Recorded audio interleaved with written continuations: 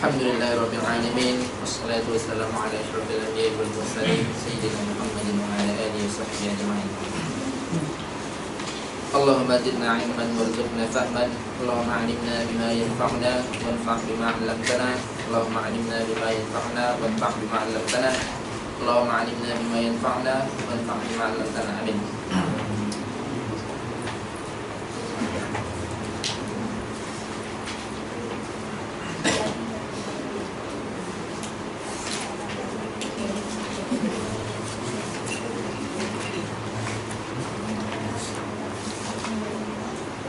Pertemuan pertama perkenalan dulu atau gimana?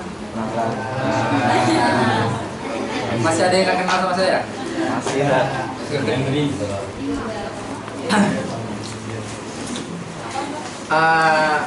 Sepanjang pengalaman saya ngajar, jujur baru kali ini saya tuh ngerasa deg-degan gitu. Bukan karena deg-degan ngajar kalian ya,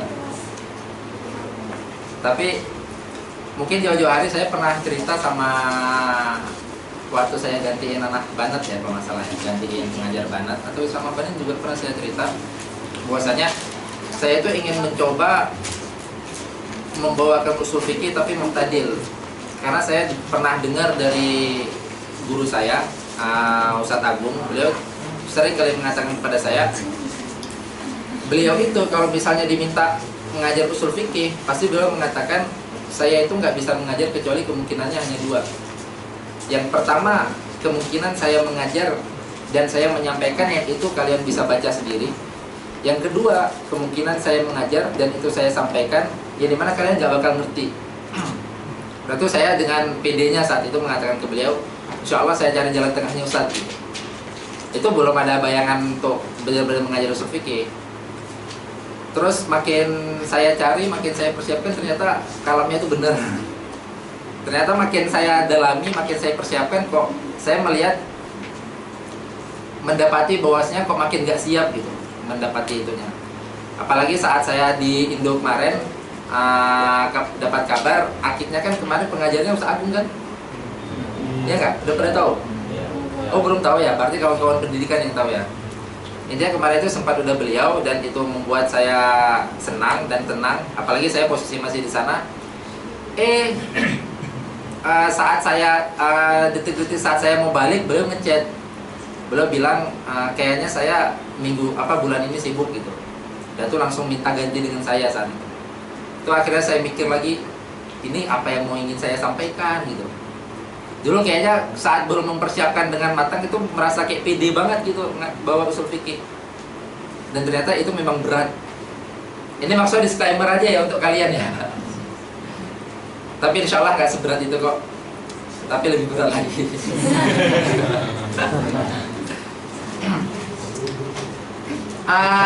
Sebenarnya saya ingin memperingatkan kalian, tapi mungkin udah pernah saya sisipkan di kesempatan sebelumnya. Di kesempatan apapun itu, saya sering mengatakan setidaknya ada tiga madah yang harus kalian benar-benar matangkan kalau mau enak memahami usul fikih. Saya pernah menyampaikan istimdadnya enggak? Secara sekilas. Belum.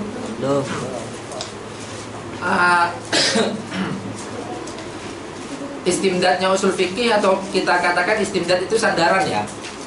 Usul fikih itu dibangun atas dasar apa gitu. Nah, istimdadnya itu setidaknya ada 3 ilmu. Yang pertama dikenal dengan ilmu lughah ya, nahwu shorof kita itu, atau yang di dalam rumah syariah kita mengatakan nahwu shorof, balaghah. Terus yang kedua ada yang namanya ilmu kalam, ya ilmu akidah. Sama yang ketiga ilmu fikih.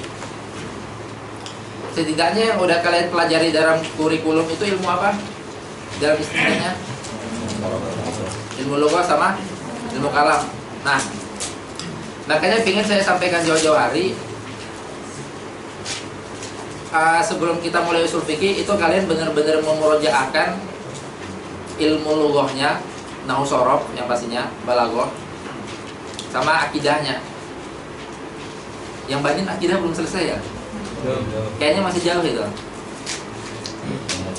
Setidaknya udah sampai membahas ta'aluk yang Bani? Ta'aluk apa? Hah? Ta'aluk di sifat ini deh, sifat qudrah sama iroda. Udah dibahas ta'aluknya, berbagai jenis ta'aluknya. Udah ya? Yang mana ada dibahas juga itu? Nanti kan ada yang namanya ta'aluk tanjiz, ada yang namanya ta'aluk soluh. Ada ya? Nah, itu sudah cukup lah jadi pengantar nanti. Saat kita membahas ahkam, sangat penting kita ngebahas tentang ta'alukul ahkam itu. Baru selanjutnya tadi apa? Ilmu fikih ya. Ilmu fikih itu hanya sekedar gambaran, karena ilmu fikih itu makrohnya kita membutuhkan memahami ilmu fikih. Kalau kita benar-benar mau memahami usul fikih. Tapi ada satu yang paling penting selain daripada yang 3 disebut tadi, yaitu ilmu mantik.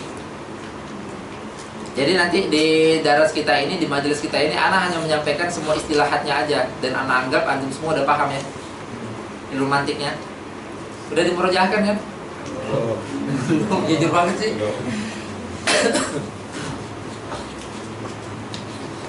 Karena nanti memang bulat-bulat kita menggunakan mantik di dalam usul fikih. Bahkan di mukadimahnya juga kita akan menggunakan mantik. Mustalahatnya ya, maksudnya mustalahatnya dan berbagai pemahamannya.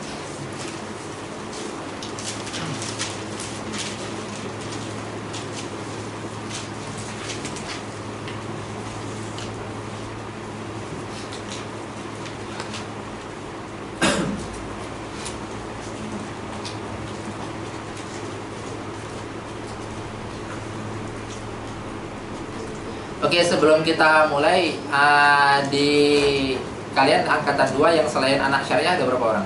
Rame nggak? Coba, cum. Nggak lebih setengah ya? Selain anak syariah nih? Yang banyak? Oh, yang lugu juga termasuk dong kan selain anak syariah? Berarti nggak sampai setengah, nggak apa? Pastinya yang selain anak syariah ini pertama kali jumpa usul fikih ya, secara apa namanya, secara taklim gitu.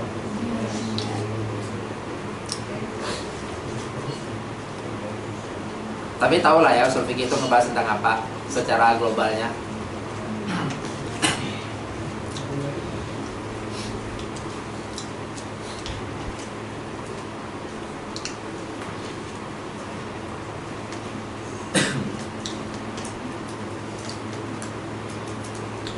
Di dalam waraqat ta'rif usul fikih apa?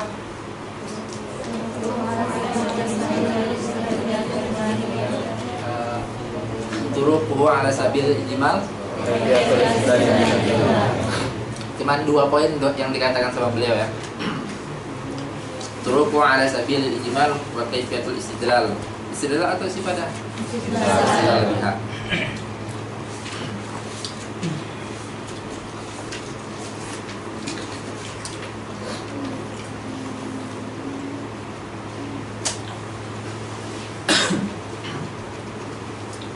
Kita akan ngebahas tentang istimdadnya dulu ya.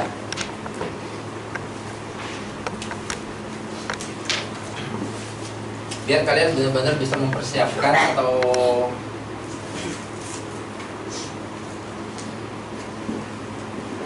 tadi apa yang pertama? Ilmu.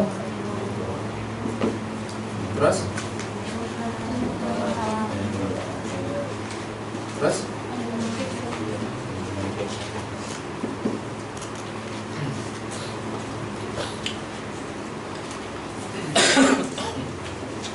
Ini logo yang dimaksud logo Arabiyah ya, walaupun disebut logo kan logo artinya bahasa, jadi secara umum. Yang pertama, kenapa ilmu logo? Nanti ada kaitannya dengan fikih ini sendiri.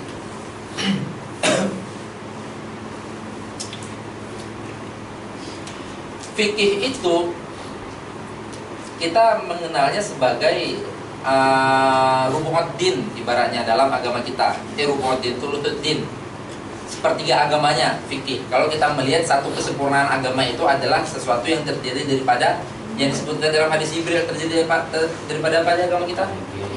Islam, iman, dan ihsan.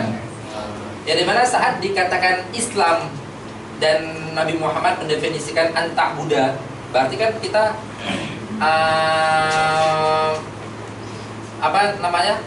menyembah Allah dengan melakukan sesuatu gitu. Berarti kita mendapatkan itu adalah amalan jariah kita ini. Nah, berarti fikih itu adalah amalan jasad kita. Amalan jasad kita itu kan 3 komponen dalam agama kita ya.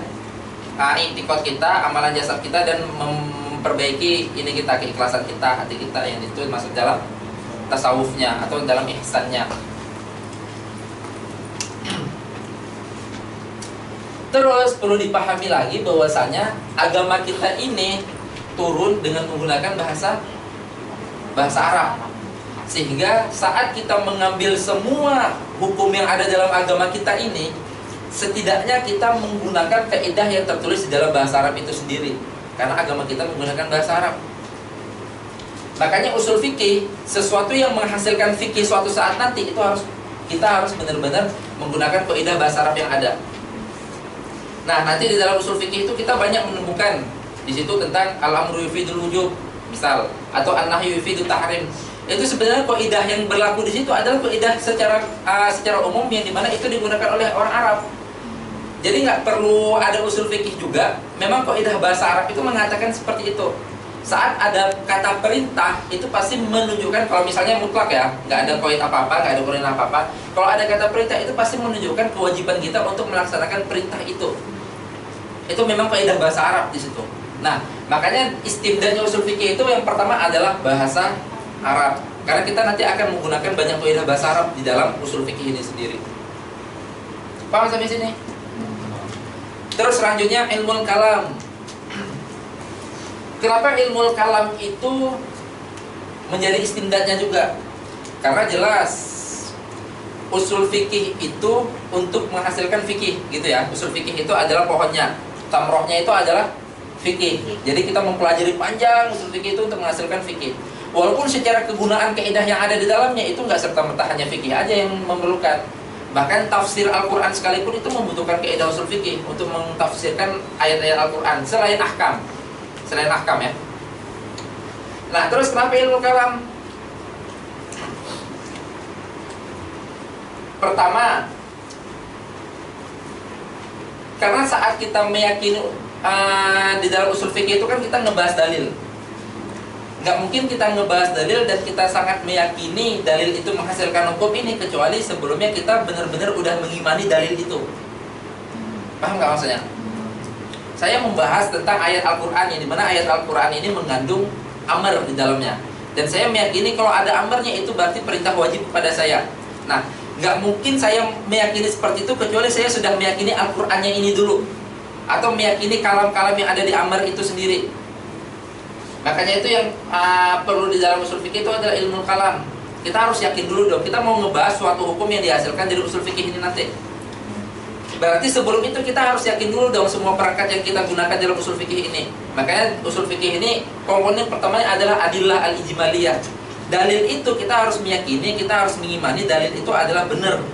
Dalil itu adalah benar adanya dari Tuhan, misalnya. Dalil itu benar adanya dari Nabi Muhammad. Nah, itu mengapa ilmu kalam itu menjadi poin yang kedua yang menyusun atau membangun komponen usul fikih itu sendiri. Selain daripada kedepannya nanti kita akan mendapati tentang beberapa pembahasan itu sangat kental dengan konsep yang ada di dalam ilmu akidah. Salah satunya nanti tentang ta'aluk saat pertama di usul fikih itu kita akan langsung menemukan ahkam di situ kan. Saat setelah dia membahas ta'rif ahkam ada 7, ahkam ini. Nah, ahkam itu nanti semuanya memiliki ta'aluk. Dan saat kita ngebahas ta'aluk itu, ta'alukul ahkam itu sama persis dengan konsep yang ada di dalam akidah. Selain daripada itu ya, begitu juga nanti ada pembahasan tentang kitab. Kita ngebahas tentang ini juga, ngebahas tentang ilmu kalam juga. Kitabullah Ta'ala al-muta'alliq kan bahasanya nanti di situ kan, al-muta'alliq bi'af'al mukallafin.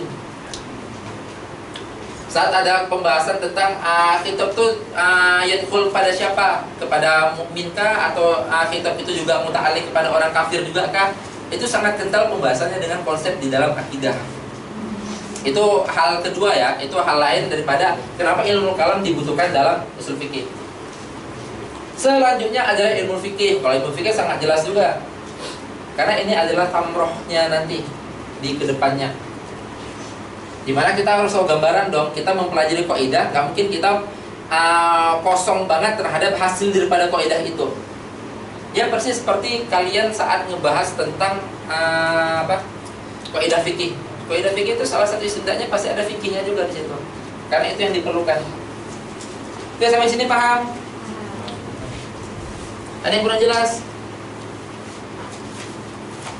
Ini tentang istimdad, tentang awal, tentang kenapa fikih itu berdiri, atau dari apa aja usul fikih itu berdiri.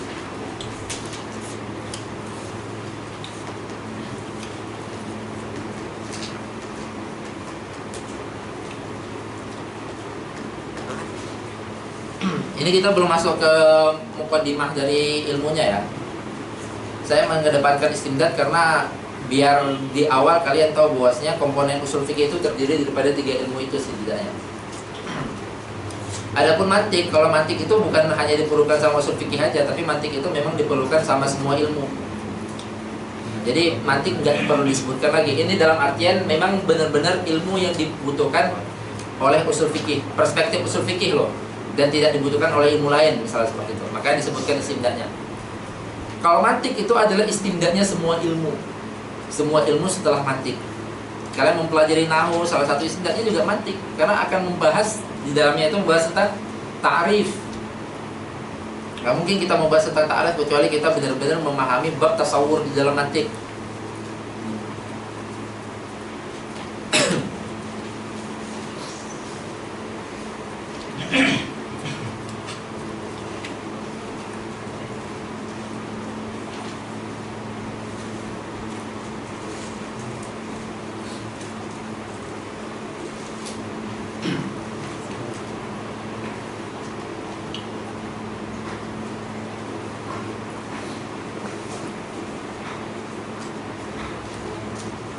Oke, sampai sini jelas semua? Gak usah tegang kali ya, biasa aja kita dari sini. Ini gak sesusah itu kok, tenang aja. Karena disclaimer di awal tadi biar kalian gak kaget aja.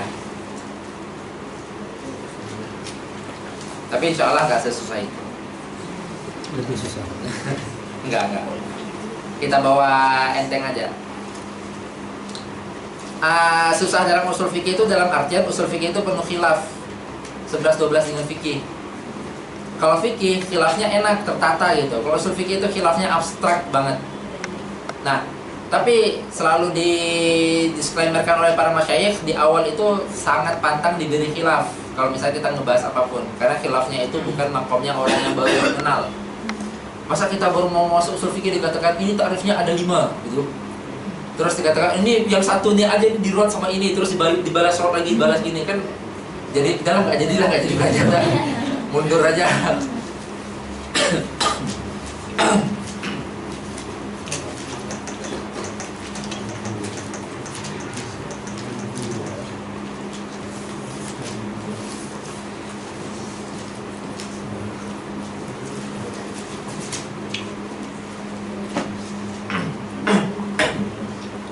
Kemarin kalian balaghahnya mempelajari ilmu apa? Bayan aja. Gak ada ma'ani sama badinya. Ayo ahsan. Karena ilmu bayan itu adalah yang fan bayannya di dalam balaghah itu juga yang sangat diperlukan di dalam usul fikih. Walaupun ma'ani itu juga diperlukan. Ma'ani misalnya gini diperlukannya itu. Kan ngebahas takdim, takhir, ngebahas kaidah takdim itu memberi kaidah berapa gitu, takhir itu memberi kaidah apa aja. Terus ngebahas tentang insya, khobar itu kan ma'ani kan? Iya nggak? Yakin? Iya. Bukan ya?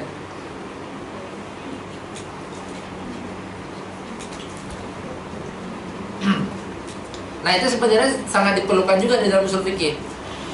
Dulu itu anak ingat di dalam suatu majelis pernah anak tanyakan ke ini salah satu yang ikut, ada ayat puasa. Ayat puasa itu gimana kata-kata ayatnya tuh? Kutiba alaikumus syiyam, ya kan?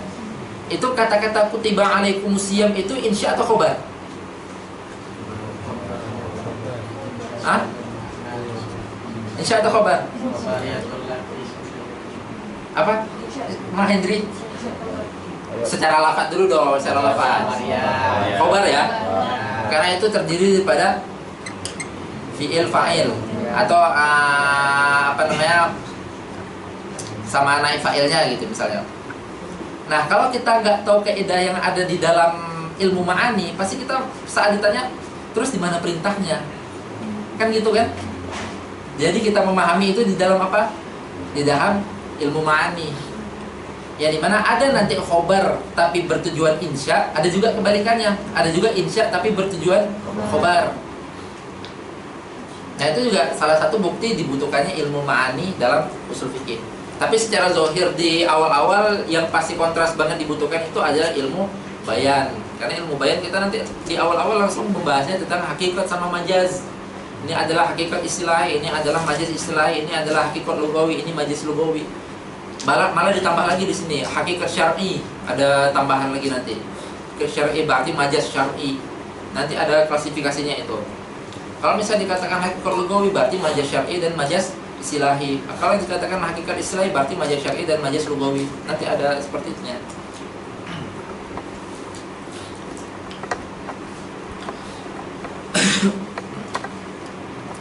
Nah selanjutnya kita akan ngebahas, tadi istimdad jelas ya. Kita memulai pintu perjalanan usul fikih dengan kitab apa? Al-Waraqat. Ini siapa pengarangnya? Imam Haramain Al-Juwaini. Ini nama jalan ini kan Abdullah Juwaini kan? Ya nggak? Ada yang tahu nggak? Hah? Nggak ada yang perhatian kayaknya. Nama jalan ini Abdullah Juwaini loh. Abdullah Juwaini itu nama Imam Haramain.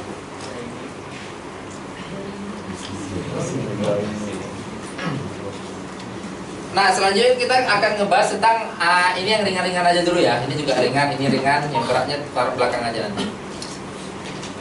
Ittijah. Kita setiap thalib mubtadi memulai perjalanan usul fikih pasti menggunakan waraqat. Atau mungkin ada yang sebelum waraqat itu hanya pengenalan-pengenalan aja. Tapi mulai secara formalnya, secara ta'limnya itu pasti menggunakan waraqat. Nah, setidaknya nanti waraqat ini ada dua ittijah kalau kita ngelihat terhadap pesantren yang ada di Indo. Pesantren yang ada di Indonesia itu atau madrasah-madrasah yang ada di dunia Islam itu sudah menggunakan dua ittijah. Ittijah pertama ini biasa yang kita ikuti atau yang Azhar ikuti, yaitu setelah waraqat akan menggunakan al-minhaj. Ini ittijah ini. Baru setelah itu menggunakan al-mukhtasar. Tahu nggak mukhtasar apa nih? Pernah dengar kitab usul fikih mukhtasar? Mukhtasar Ibnu Hajib. Oh ya, mukhtasar apa? Kirain beneran tahu. Jadi Ibnu Hajib itu ada dua mukhtasar beliau. Yang pertama ada namanya mukhtasar terhadap kitab ini ya, kitab Al-Ihkam. Nantilah kita ngebahas tentang silsilah kitab. Terus ittijah yang kedua, ini biasa yang diikuti oleh madrasah yang di Yaman sama madrasah yang di pesantren-pesantren di Indo, pesantren salaf itu biasa menggunakan ittijah yang kedua. Yang pertama waraqat, pasti pintu gerbangnya waraqat dulu. Nah, padahal kalau kita bandingin ya, waraqat ini pasti lebih tipis daripada minhaj. Setuju nggak? Karena minhaj ini adalah marhalah setelahnya. Sebagaimana sulam itu lebih tipis daripada tahdhib. Dan minhaj ini lebih tipis daripada mukhtasar. Tapi walaupun dia lebih tipis, berarti kan ya bisa dibilang secara pembuatannya itu kan lebih cepat dan lebih bahasa ininya lebih mudah gitu secara ininya. Atau kalau orang ngelihat kitab yang tipis itu kan mengatakan ini berarti cepat dibuatnya atau ini berarti mudah dibuatnya karena tipis. Padahal nggak seperti itu. Dalam dunia keilmuan itu nggak berlaku. Yang berlaku itu adalah seberapa bermanfaatnya ini untuk orang. Saat kita ngelihat dari semua kitab ini yang paling bermanfaat yang mana? Yang warokot. Karena warokot digunakan oleh dia dan digunakan oleh itijah ini nanti. Juga warokot digunakan oleh orang yang mempelajari ini atau enggak? Paham maksudnya? Ada nanti kita saat di kelas pertama bareng-bareng rame. Yang naik kelas kedua nggak semuanya ikut, nggak semuanya ingin melanjutkan. Intinya baik semuanya melanjutkan atau semuanya nggak melanjutkan atau sebagiannya melanjutkan, kita semua mempelajari ini di awal. Bawah dari sini. Oh dia. Tahan. Matra udah mulai keluar nih jurinya. Matra. Tahan. Matra. Nakal banget semua.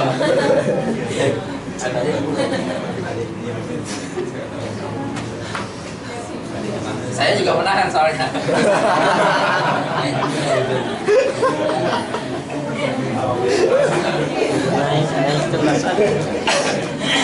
Oke ya, fokus ya, balik lagi ya.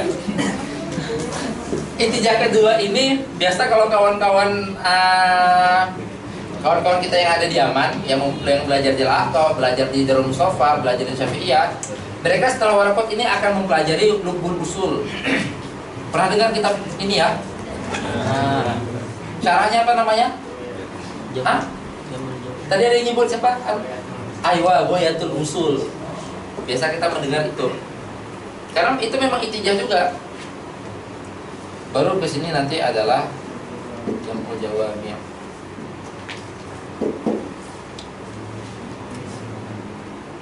Di Indonesia biasa menggunakan intijah ini. Makanya kita kalau misalnya di Indonesia kita tanya kitab minhajnya Imam Baidawi, mereka nggak mempelajari itu. Mereka mempelajari intijahnya menggunakan ini, Lubbul Usul atau syarahnya yaitu Ghayatul Usul, baru nanti kepada Jam'ul Jawami'. Karena Lubbul Usul ini merupakan ikhtisar daripada kitab ini, makanya arahnya ke sini.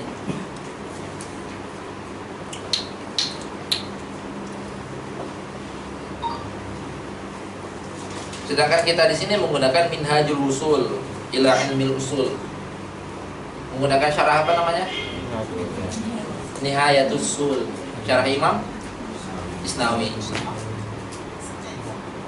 Padahal ini aja ini udah tergolong tinggi loh kitab Al-Minhaj itu, Minhajul Usul. Makanya dahsyat banget karena kalau misal kita renungi, kita di sini misalnya ada yang belum pernah, atau misalnya nahunya itu ya pas-pasan lah dari Indonesia misal, terus belum pernah mempelajari mantik misal seperti itu, tapi langsung membahas kitab yang ini, itu bisa kebayang nggak gimana ngambangnya saat dia mendapat penjelasan itu? Ngambang banget. Mungkin dia paham, tapi pahamnya itu ngambang. Dia nggak paham kenapa ini muncul, kenapa gini itu nggak memahami itu. Untuk warokot aja kita sangat butuh mantik, apalagi kitab setelah warokot.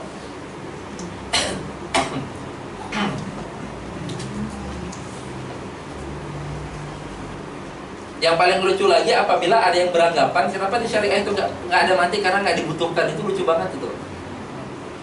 Masih misal ada yang beranggapan seperti itu, Usuluddin ada mantik gitu kan, Usuluddin ada mantik tingkat 1, tingkat 2, di syariah nggak ada mantik. Mereka beranggapan nggak ada mantiknya karena nggak dibutuhkan. Itu berarti kan salah banget. Tapi mereka mempelajari usul fikih, setidaknya mereka mengambil ibroh di situ. Berarti penyusun atau penggarap kurikulum di Azhar itu menganggap orang masuk syariah itu udah selesai mantiknya. Makanya nggak dipaparkan lagi, langsung usul fikih. Ini adalah marhalah jauh setelah mantik. Itu kan anggapannya. Anggapan itu apakah harus sesuai realita? Iya nggak Zul? Gimana Zul?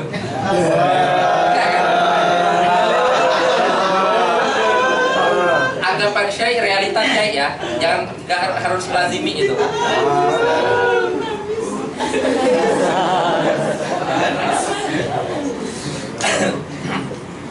Nah ini kita ngebahas intijah. Selanjutnya kita akan ngebahas petanya ya. Kita ngebahas buku-buku dulu deh, karena itu ringan.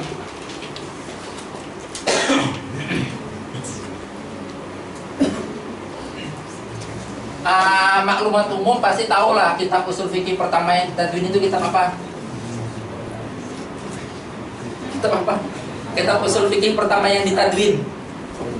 Ilmu usul fikihnya itu sendiri udah ada lama. Risalah punyanya Imam Syafi'i ya. Makanya Imam Syafi'i itu dikenal sebagai wadinya ilmu usul fikih. Walaupun karena wadi itu yang ibrah dalam wadi itu adalah yang mentadwin, bukan yang memaparkan teori. Banyak orang memaparkan teori tapi yang mentadwinnya atau apa sih bahasa Indonesia itu enaknya? Mengkodifikasikan. Keren banget bahasanya Hendri ya. Yang mengkodifikasikan pertama itu yang dianggap. Oh, Hendri ketua kelasnya. Akan jadi apa kalian nanti?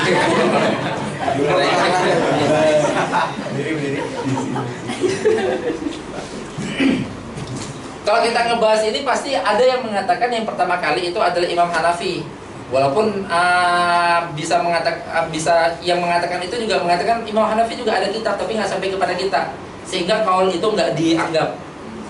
Cuman kalau kitab risalahnya Imam Syafi'i itu sampai kepada kita dan itu masbu', itu memang sampai sekarang itu masih dicetak. Itu membuktikan bahwasanya kitabnya itu ada dan muridnya itu ada dan faedahnya itu ada. Dikarenakan kitab risalah ini masih berat banget, sehingga masa-masa setelah risalah itu banyak kitab-kitab setelah itu. Di sekian banyak kitab akhirnya bermuara dalam 4 kitab.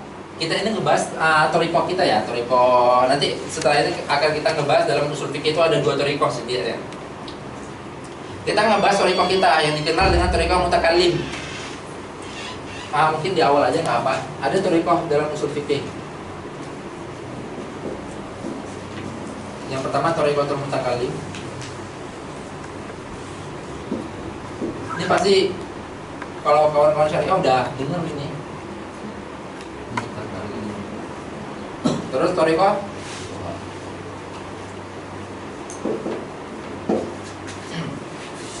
toriko mutakallim ini kalau dalam 4 mazhab itu selain daripada mazhab Hanafi. Maka nanti kalau di syu'bah syariah itu ada dikatakan di situ ghairul ahnaf atau ghairul hanafiyah. Karena thariqah mutakallim ini mencakup mazhab Syafi'iyah, mazhab Hanabilah dan mazhab Malikiyah menggunakan thariqah mutakallim. Nah, thariqah mutakallim ini yang muwadinya ini adalah Imam Syafi'i, imam besarnya. Lalu ada namanya thariqah fuqaha. Thariqah fuqaha itu adalah thariqah Imam Abu Hanifah. Perbedaan 2 thariqah ini secara nanti ada pembahasan panjang perbedaannya, tapi kita bahas secara globalnya. Perbedaan 2 thariqah ini, kalau thariqah mutakallim itu dia ngebuat kaidah dulu baru menghasilkan tamroh dari kaidah itu. Misal dibuat al-amru yufidul wujub, an-nahyu yufidul tahrim yang mutlak gitu. Al-am yufidu kada, al-khas yufidu kada, idza ta'arada, maka seperti ini. Itu berarti kan dibuat kaidah dulu ya. Baru setelah itu muncul fikihnya, muncul tamrohnya gitu. Kenapa seperti itu? Dikarenakan Imam Syafi'i sebagai muassis dalam thariqah ini atau sebagai imam besar dalam thariqah ini, beliau meninggalkan kaidah, sehingga kaidah itu yang digunakan oleh orang-orang setelahnya, ulama-ulama setelahnya. Paham ya sampai sini? Nah, selanjutnya adalah thariqah fuqaha. Thariqah fuqaha itu sebaliknya. Kalau thariqah mutakallim ini kita katakan mereka itu menggunakan manhaj istidlal. Berarti atau istinbat. Berarti dia mengambil dari misalnya dalam ayat itu ada di dalam ayat atau di dalam hadis itu ada amar di situ. Lalu dibuat kaidah. Oh, berarti kalau amar itu yang mutlak itu yufidul wujub. Ada larangan di situ, ada nahi di situ. Berarti an-nahyu al-mutlaq yufidu at-tahrim. Itu berarti dibuat kaidah dulu baru muncul fikihnya, baru muncul furu'nya. Sedangkan thariqatul fuqaha itu dia muncul furu' dulu. Muncul furu' dulu itu bukan berarti nggak ada kaidah ya. Nah, ini nih harus ditanbih. Thariqah fuqaha itu menggunakan manhaj istiqra'. Dia mengambil semua furu' yang ditinggalkan oleh imamnya dulu, lalu diambil, dikumpulkan furu' yang sama, lalu dimunculkan satu kaidah dari furu' itu, furu' yang sama itu. Nah, kenapa muncul furu' dulu? Bukan berarti nggak ada kaidahnya. Muncul furu' dulu dan baru diambil kaidah karena imamnya, Imam Abu Hanifah nggak meninggalkan kaidah sepeninggalnya. Beda cerita kalau misalnya Imam Abu Hanifah meninggalkan kaidah di dalam suatu kitab yang tertadwin dan sampai kepada kita saat ini pasti masuk dalam thariqah mutakallim semua. Tapi ini enggak. Imam Abu Hanifah itu saat meninggal, saat wafat, beliau itu meninggalkan furu fikih yang begitu banyak. Bahkan bukan sekedar furu fikih yang terjadi saat itu ya, furu fikih yang belum terjadi pun beliau tinggalkan. Makanya mazhab Hanafi itu dikenal juga dengan mazhab apa? Pernah dengar? Yang bisa baratnya itu mencanangkan atau membayangkan suatu saat terjadi ini, suatu saat terjadi ini pasti ini. Aywa mazhab iftiradi. Naftaridu bikada, naftaridu bikada. Dia udah membayangkan gitu. Kalau terjadi ini gimana? Kalau terjadi ini gimana? Padahal itu belum terjadi. Bahkan di masa itu aja itu kita belum membayangkan akan terjadi itu. Baru terjadi saat-saat ini misalnya. Gitu. Nah, itu beliau udah meninggalkan furu fikih yang begitu kompleks, yang begitu banyak, tapi tidak meninggalkan kaidah. Sehingga ulama-ulama dalam mazhab beliau, ulama-ulama Hanafiyah mencari, gak mungkin ini muncul begitu aja, pasti ada kaidahnya ini gitu. Baru dikumpulkan semua furu fikih yang udah dikeluarkan sama Imam Abu Hanifah, dikumpulkan furu fikih yang sama, baru ditarik kaidahnya. Oh, ini mirip, berarti kaidahnya menggunakan ini. Paham ya? Thariqah mutakalim sama fuqaha. Ada yang kurang jelas? Ini diamnya diam jelas atau diam nggak jelas nih?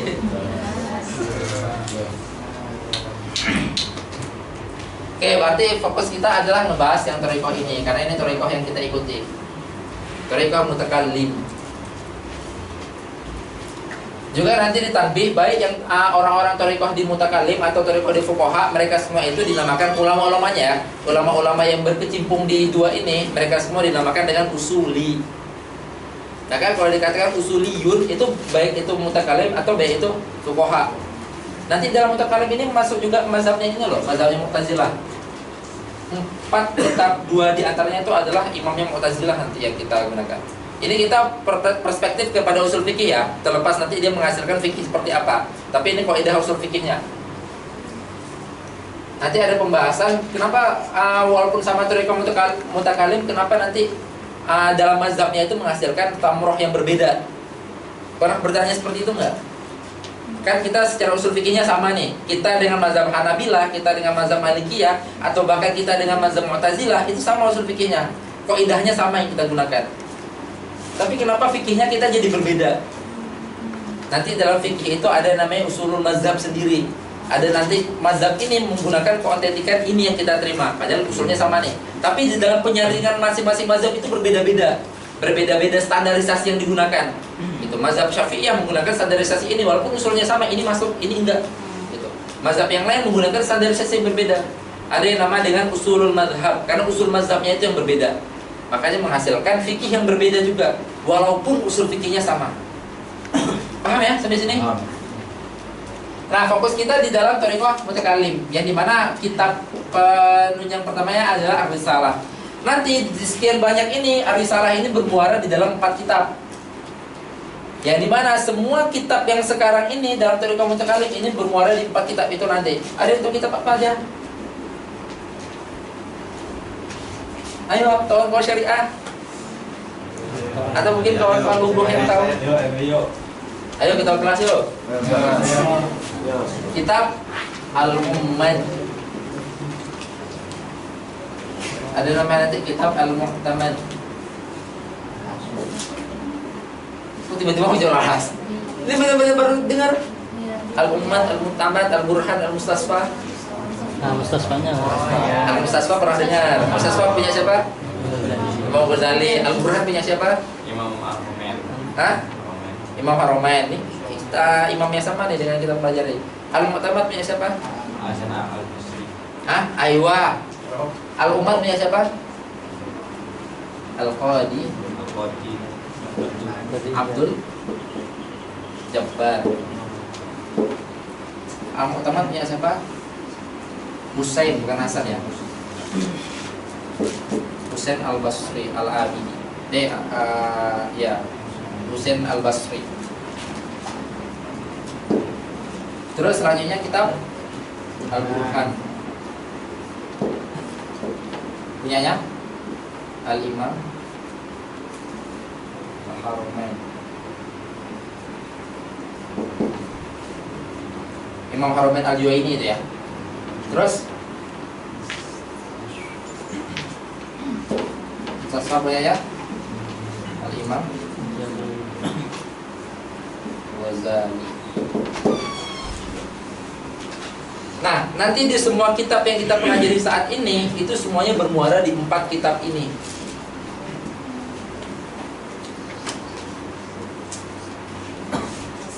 Yaitu kitab Al-Ummad, kitab Al-Mu'tamad, kitab Al-Burhan, sama kitab Al-Mustasfa. Nah, nanti baru kita memahami tentang jalurnya. Keempat kitab ini setidaknya banyak yang mentalkhis atau maksudnya menggabung ya, mengikhtisar ibaratnya, mengikhtisar. Tapi nanti dari sekian banyak itu setidaknya ada 2. Jadi mana itu tempat kembalinya semua kitab-kitab setelahnya. Ada yang namanya kitab Al-Mahsul. Kitabnya siapa ini? Imam Al-Mahsul, Imam Ar-Razi. Selanjutnya kitab ada 2 nih nanti mukhtasarnya daripada 4 kitab ini. Kitab Al-Mahsul sama kitab Al-Ihkam. Punyanya Imam Al-Amidi.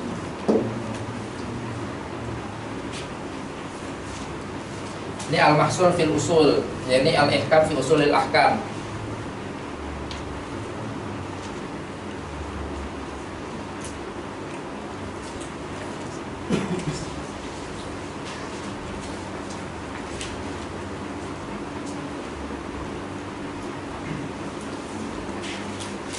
Saking 2 kitab ini yang paling digunakan di dalam usul fikih atau yang di dalam Thariqah Mutakallimin, sampai di dalam usul fikih itu nanti kita mengenal ada namanya 2 madrasah. Yang pertama Madrasatul Mahsul sama Madrasatul Ihkam.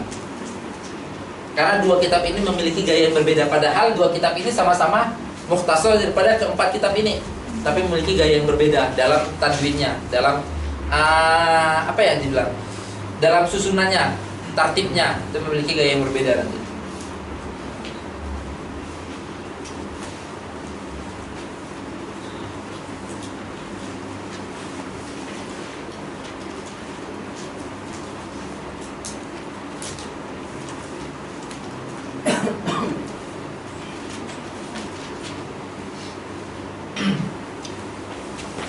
Kitab Al-Mahsul ini nanti diikhtisar lagi. Ini berarti keempat ini kitab besar ya. Lalu dijadikan mahsul. Mahsul itu juga masih besar banget untuk usul fikih. Ikhtisar sama Imam Tajuddin Al-Armawi di dalam kitab Al-Hasil namanya. Ini Tajuddin Al-Armawi. Tajuddin Al-Armawi, Al-Hasil.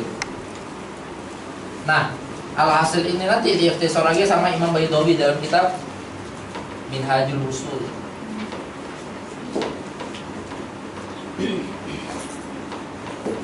Imam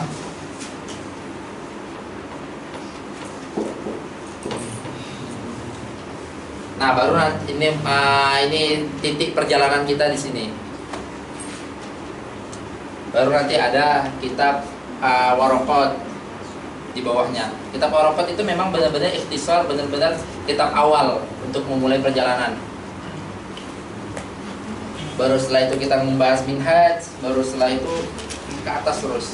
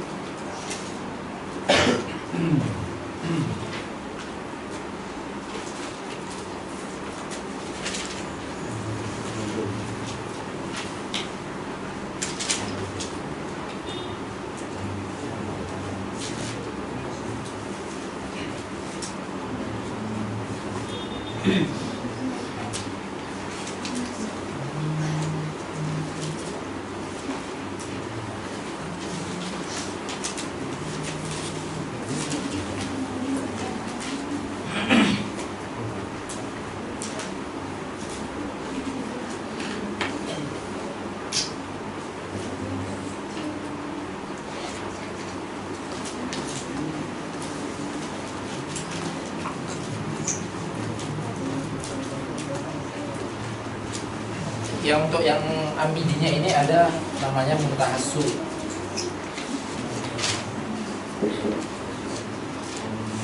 Muntahassul wal amal. Ini kitabnya Ibnu Hajib juga ini, Muntahassul wal amal. Jadi Muntahassul ini adalah ikhtisar daripada kitab Al-Amidi, kitab Al-Ihkamnya. Karena Muntahassul itu masih panjang, lalu Muntahassul itu diikhtisar lagi sama orang yang sama, yaitu Ibnu Hajib juga, dengan nama kitabnya Mukhtasar Muntaha.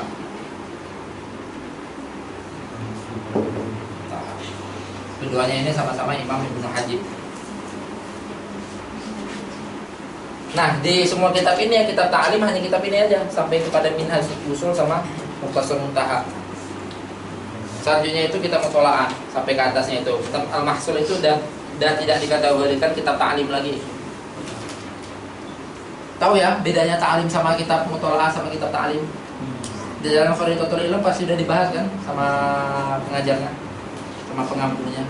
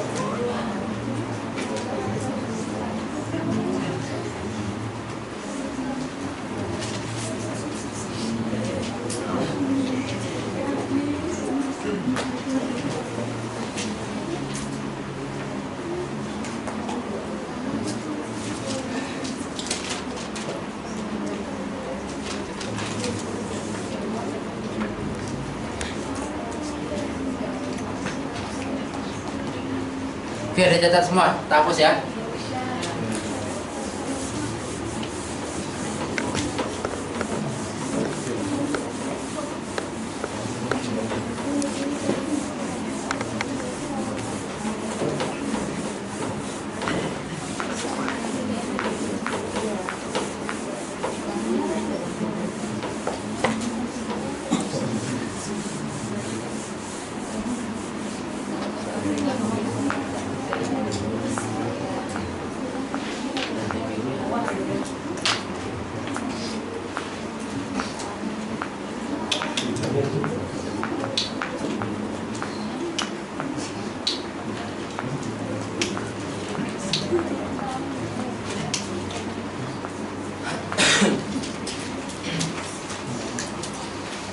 Kalian udah ngebahas tentang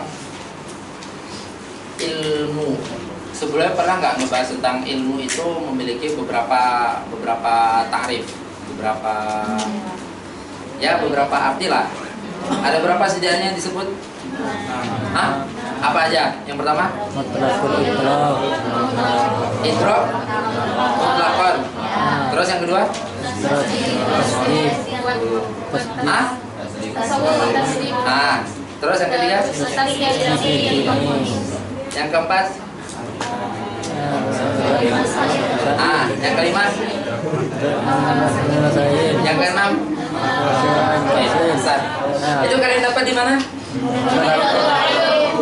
Di Korito. Seragu. Kira di dalam ilmunya itu sendiri. Seragu. Selain Korito pernah dapat itu nggak di dalam masuknya pada suatu ilmu? Hah? Di mantik.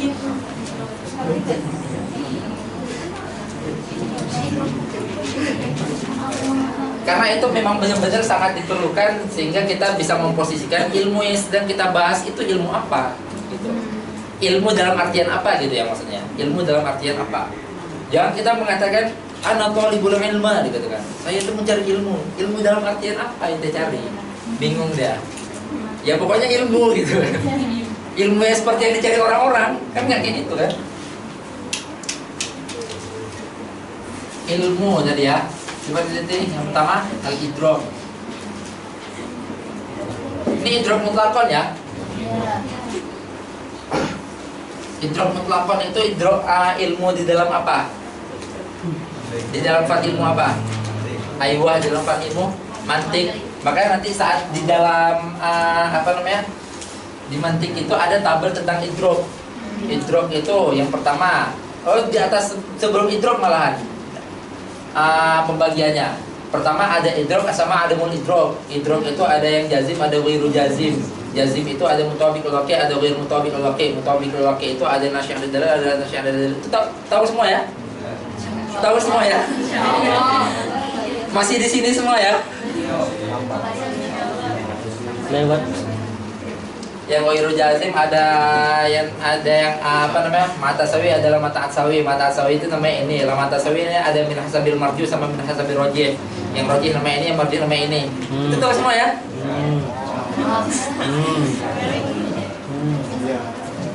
Yang kedua apa? Tasdik. Tasdik. Mutlakon. Mutlakon juga. Dia sama-sama mutlakon. Sama-sama mutlakon. Yang ketiga, Tasdik yakini. ini kayaknya baru daras kemarin ya. Pantesan masih fresh banget ya. Kirain tahun lalu. Oh iya baru ujian juga ya. Tapi mentang-mentang keluar merasa rugi gitu enggak kan? Keluar di sini.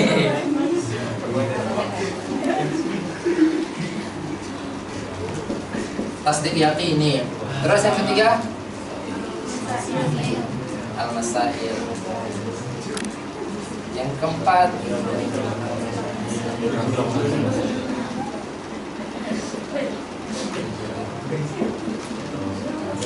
masail. Yang keenam al-malaka al-salam min huzuratil tilka masail, itu maksudnya. Al-malaka ar-rasiqah bisa, al-malaka al-hasilah bisa, al-malaka ar-rasiqah aja lah. Menghasilkan masail. Intinya malakah yang dimaksud itu adalah malakah yang dihasilkan karena kita benar-benar memudawalahkan masail ini.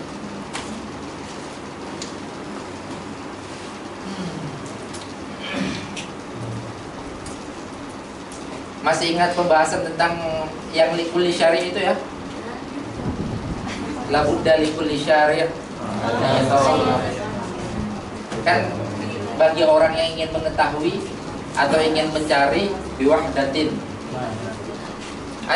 Fi katrotin, mencari katro. Katro yang dimaksud di situ katro apa? Kasro apa? Kan labud dari kulli syar'in fi katrotin ayyatasawwaraha biwahdatin ma. Kasrah yang dimaksud apa? Yakin? Oh, iya masail.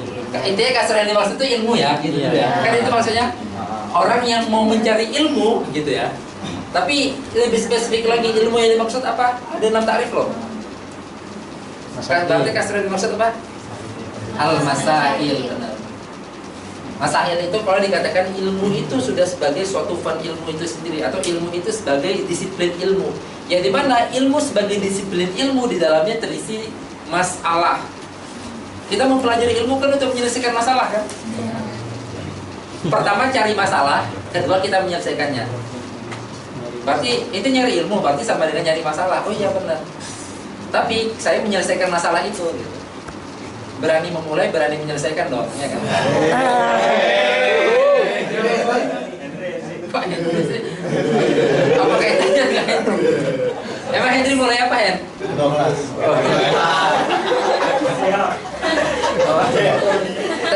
Nanti di wisuda ada majelis sendiri ketua kelasnya ya. ketua kelas. Ada ibunya ya, Sat? Ada ibu ketua kelasnya. Ada ibu. Nah itu Gimana siapa Mas. ketua kelas? Maksudnya itu maksudnya. Hah? Oh, Ainun.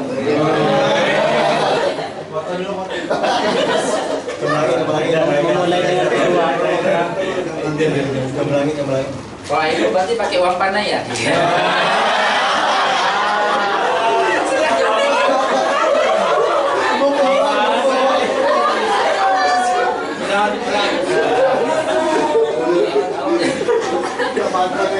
Yang penting siap aja gitu kan. Ya, tinggal makan setahun. Oke, apa ya sini ya. Masail itu jamak daripada berarti kita keluarkan ini karena ini yang akan kita bahas. Tadi ada ilm itu idrak mutlaqan, itu yang digunakan dalam mantik, ya kan? Karena mantik itu kalau kita katakan kita tahu, berarti taunya itu mutlak. Baik itu taunya secara tasawurnya itu belum tam atau tasawurnya itu masih banyak yang ini, yang penting tahu dari sisi apapun. Bahkan walaupun taunya itu salah, kan masuk ke dalam idrak juga kan? Ya. Orang yang taunya salah itu apa namanya? Hah? Ayo jangan murakkab. Orang yang salah paham itu juga sebenarnya ya dia nyaris tahu sih, cuman cara berpikirnya aja salah sehingga akhirnya salah. Tapi setidaknya pede ada yang dia tahu gitu, walaupun tahunya salah. Salah paham. Salah persepsi. Jahal murakkab ya dikatakan ya. Pertama jahlun karena karena informasi yang dia salah. Terus jahlun karena dia nggak mengetahui dia salah. Maka jahalnya itu ketidaktahuannya itu ada dua gitu kan. Ketidaktahuan terhadap informasi aslinya, kedua ketidaktahuan terhadap dirinya. Makanya murakkab jahalnya. Tarkib. Kalau tasdik mutlaqan di dalam tasdik mutlaqan. Ayo, katanya baru kemarin. Pasti ada jelasin deh sama beliau nih. Dalam yakin. Tasdik mutlaqan itu dalam fikih, dalam usul fikih.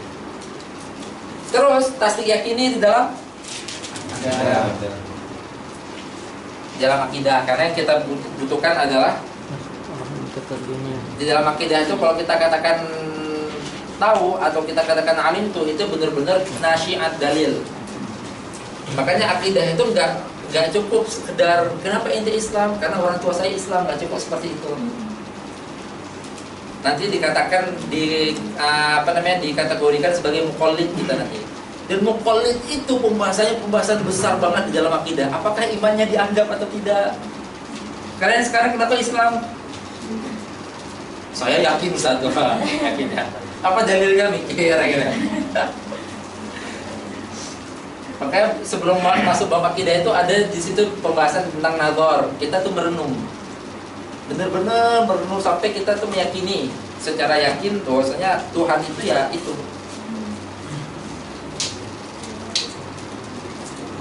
Ini nanti masing-masing punya muqabil kan? Yang ini muqabilnya apa? Kalau idrak mutlaqan muqabilnya ada wal idrak itu apa?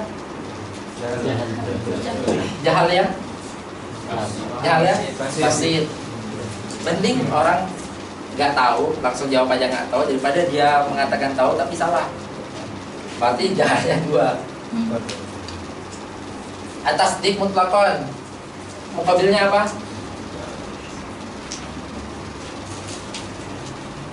Nggak dijelasin kemarin. Hah? Ma'rifah. Karena ma'rifah itu bukan tasdik, ma'rifah itu tahu. Sedangkan tasdik mutlaqan itu dia itu yakin atau ada hukumnya di situ.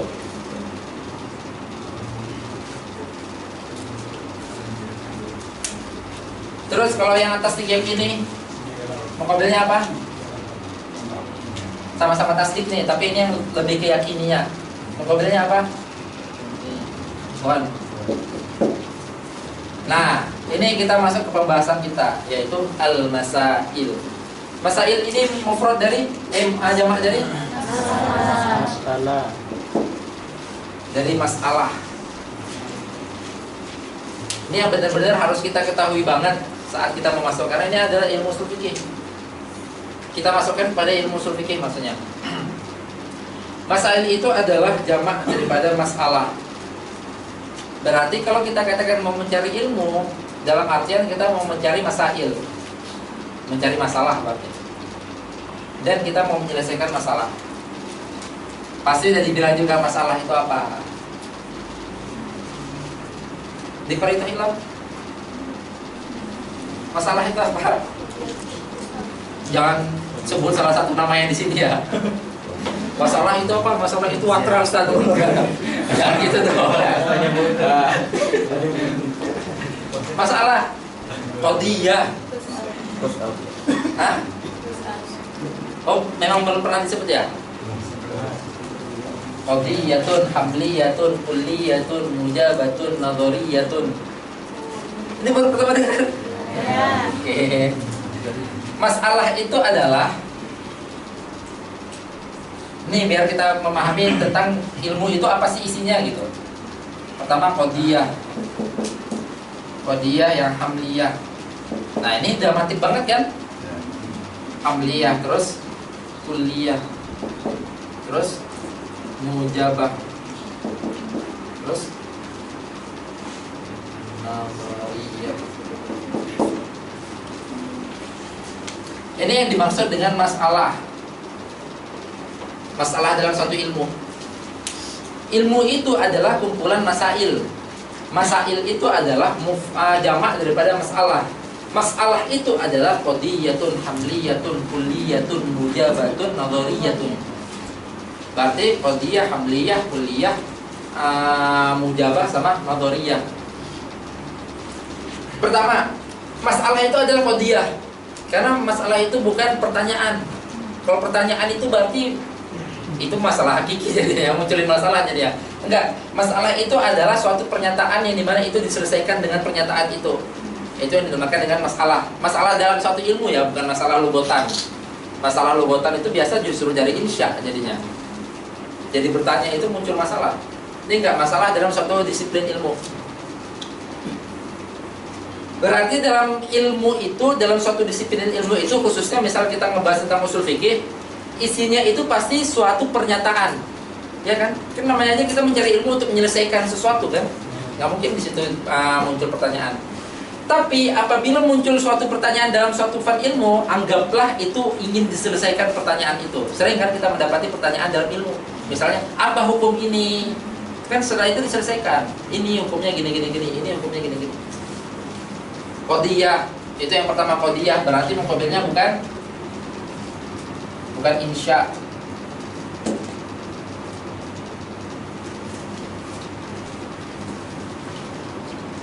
Qadiyah muqabilnya bukan insya. Karena nggak mungkin di dalam masalah di suatu fan ilmu itu, di suatu disiplin ilmu itu isinya adalah pertanyaan, enggak. Masalah suatu ilmu itu atau disiplin ilmu itu isinya adalah suatu penyelesaian. Karena qadiyah itu adalah bentuk daripada penyelesaian sesuatu. Terus hamliyah, paham lah ya hamliyah ya. Tadi yang qadiyah ta'rifnya apa? Di dalam mantik mahtamala sidqa wal kadhib lidatihi.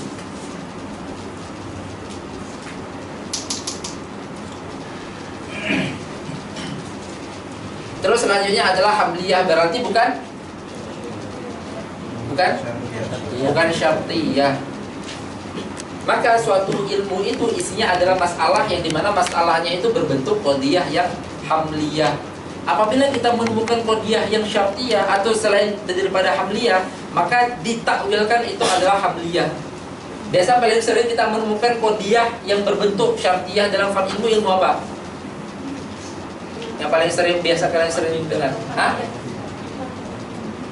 Akidah itu dalilnya, bukan. Ini memang suatu pembahasan ilmu itu. Ilmu sering gitu. Lokana kada jaza, lokada di fikih, iya kan? Sering kalian menemukan itu kan qadiyah syartiyah itu. Ya di mana dia itu ditaklik atau dimu'allaqkan kepada hukum kalau terjadi yang ini. Nah, walaupun kita menemukan di suatu fan ilmu itu bentuknya adalah syartiyah, maka ditakwilkan itu adalah hamliyah. Dia mengatakan, jadi kan hukum syartiyah itu adalah mu'allaq ya. Mana tulis?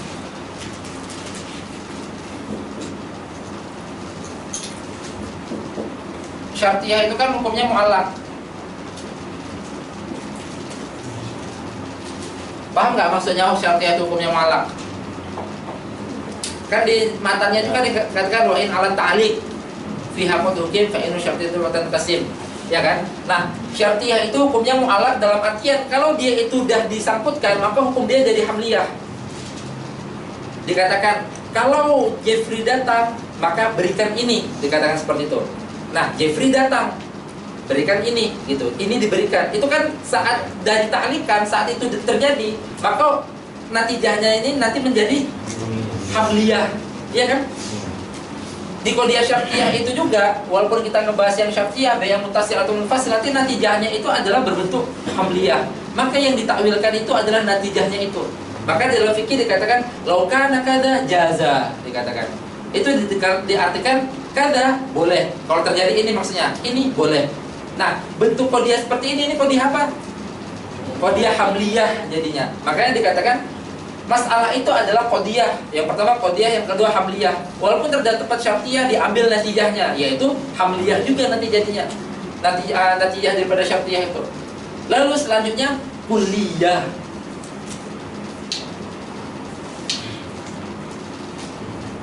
Berarti qadiyahnya harus hamliyah dan harus kulliyah.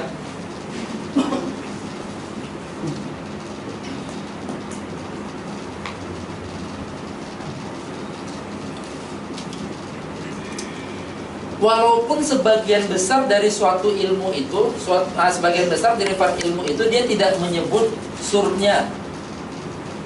Kuliah itu kan yang kita katakan kuliah itu karena apa? Karena terdapat sur yang kulli. Tapi nggak semua ilmu itu menyebutkan surnya. Pasti ada beberapa ilmu, bahkan kebanyakan ilmu itu nggak menyebutkan surnya, hanya menyebutkan sebagaimana dia itu adalah muhmal. Makanya pasti kalian di matik udah ngebahas muhmal yang dibawa kepada hukum kuliah. Pernah ngebahas itu? Muhmalah itu terkadang dibawa kepada syakhsiyah, terkadang dibawa kepada kuliah. Terkadang dibawa kepada juz'iyah, terkadang dibawa kepada kuliah. Walaupun hukum asal muhmalah itu adalah juz'iyah. Makanya muhmalah itu fikih wajib juz'iyah. Tapi terkadang dia dibawa kepada hukum kuliah. Dalam keadaan apa? Hah? Dalam keadaan apa? Ayo matiknya di mana nih? Keluarin. Dalam keadaan apa muhmalah itu dibawa kepada kuliah? Fi maqam syakhsiyah. Hah? Syakhsiyah. Enggak, ini kuliah. Fi maqam ad-dhabt atau saat membentuk kaidah. Itu biasa dikatakan dengan maqam dhabt karena kita sedang mengitbat, sedang menyatakan ini berlaku untuk semuanya. Makanya walaupun berbentuk al-fa'ilu marfu'un, itu enggak dikatakan sebagian fa'il, tapi dikatakan adalah semua fa'il karena itu sedang maqam dhabt, maqam mengitbat suatu ilmu atau maqam mengitbat suatu kaidah. Nah, isi daripada masail dalam suatu ilmu itu adalah qadiyah, pertama qadiyah, terus hamliyah, terus harus kulliyah, yang dimana itu dia menyeluruh kepada semuanya. Makanya nanti kalian saat mempelajari qaid fikih itu kan namanya adalah qaid fikih al-kulliyah kan, yang 40 pertama itu. Ya enggak? Udah pada ngafal kifayah belum ya? Baru warakat ya? Jadi nanti ada khamsah kubro, ada qaid fikih al-kulliyah, ada qaid fikih al-mukhtalaf fiha. Yang 40 itu adalah yang disepakati dan itu adalah kulliyah yang mencakup pada semua afrodnya. Apabila ada mustasnayat itu dianggap bukan sebagai keluar daripada kuliah ini, bukan mengurangi keautentikan kuliahnya, tapi dia memiliki kaidah sendiri. Itu nanti dalam qaid fikih seperti itu. Terus mujabah, isinya pasti mujabah. Berarti muqabilnya apa kalau mujabah? Bukan salibah. Terus nadhariyah paham lah ya. Ada yang kurang jelas?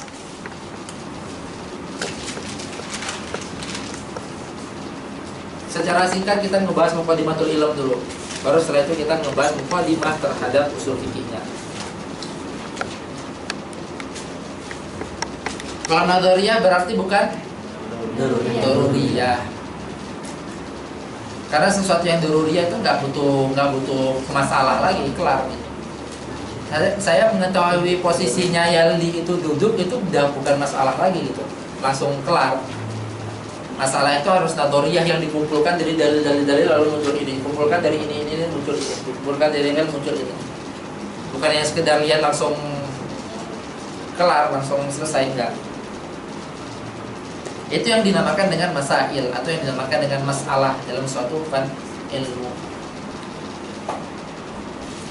Oke, ada yang kurang jelas? Paham semuanya?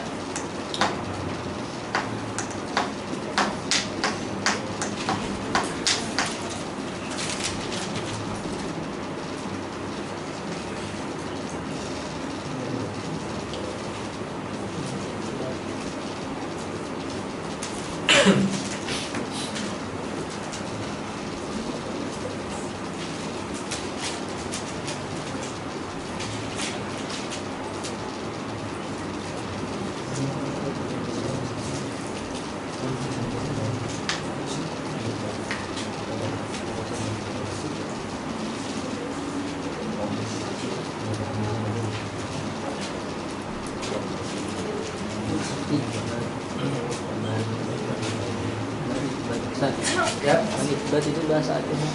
hah? Isbat Mendobit takbit. bahasa Aceh.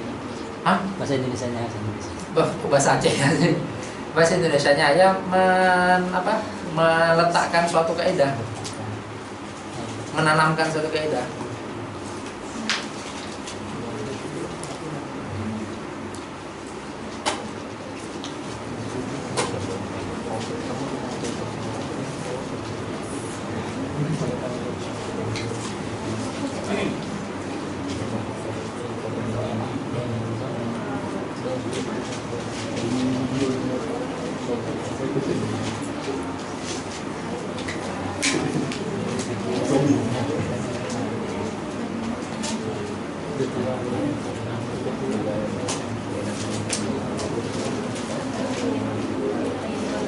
Gimana, jelas semua?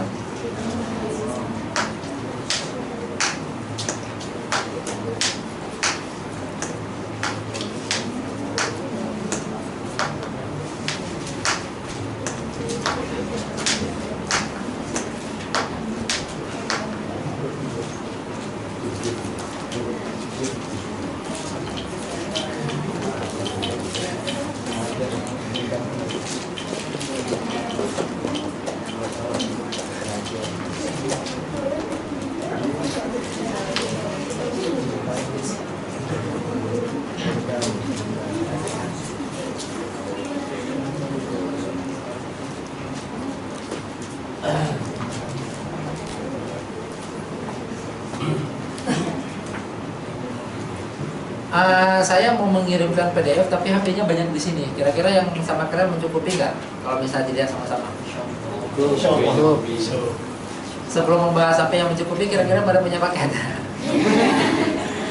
Ntar HP mencukupi ternyata nggak ada yang masuk. Kira-kira. Ke siapa saya kirim? Nanti dikirim ke ketua kelas. Ketua kelas ada paket ya? Ada dong. Muar aja ada kok.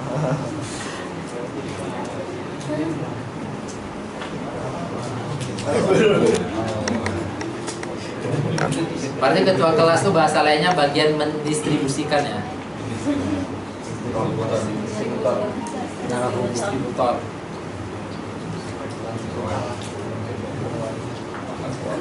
Ya centang satu.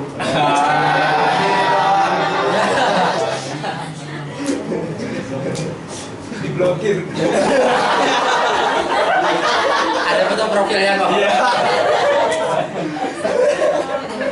Parah ini. Gimana, udah belum? Bener lagi ada paket kayaknya. Rasanya belum ada. Oh, udah. Kirim ke grup ya. Personal. Keluarga besar.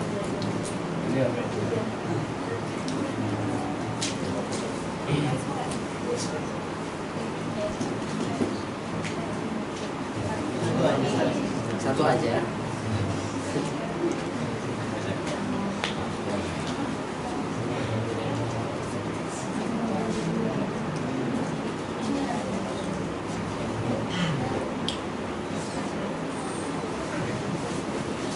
Udah semua?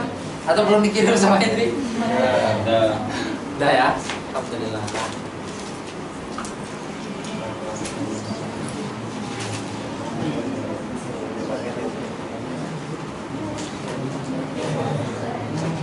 Oh.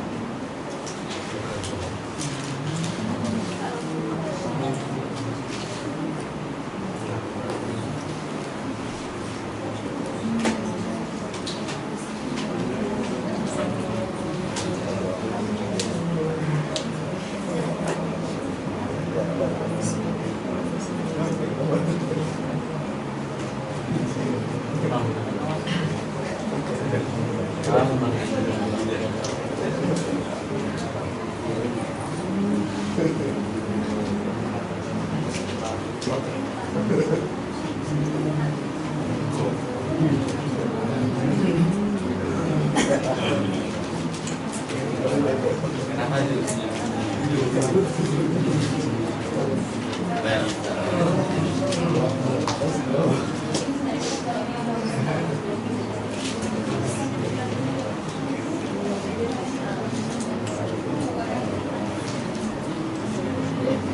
Oke, kita lanjut ya.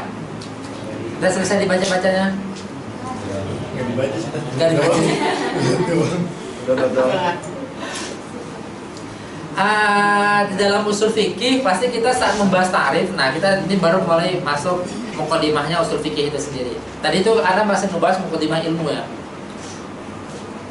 Dalam usul fikih saat kita ngebahas tarif itu kita memposisikan usul fikih itu sebagai suatu tarkib yang idofi atau usul fikih itu sebagai suatu nama dalam suatu ilmu. Paham perbedaannya? Ya. Paham ya? Makanya dibahas nanti dari dua sisi. Dari pertama, ini kita ngebahas usul fikihnya ya. Usul fikih itu apakah yang kita bahas itu suatu tarkib yang idofi atau kita ngebahas dia itu sebagai suatu fan ilmu atau suatu nama terhadap suatu fan ilmu gitu. Itu fungsinya apa? Fungsinya adalah agar kita mengetahui kita memposisikan usul fikih itu sebagai murakkab atau mufrad. Kalau dia sudah menjadi suatu nama terhadap suatu fan ilmu, maka sudah menjadi mufrad atau murakkab.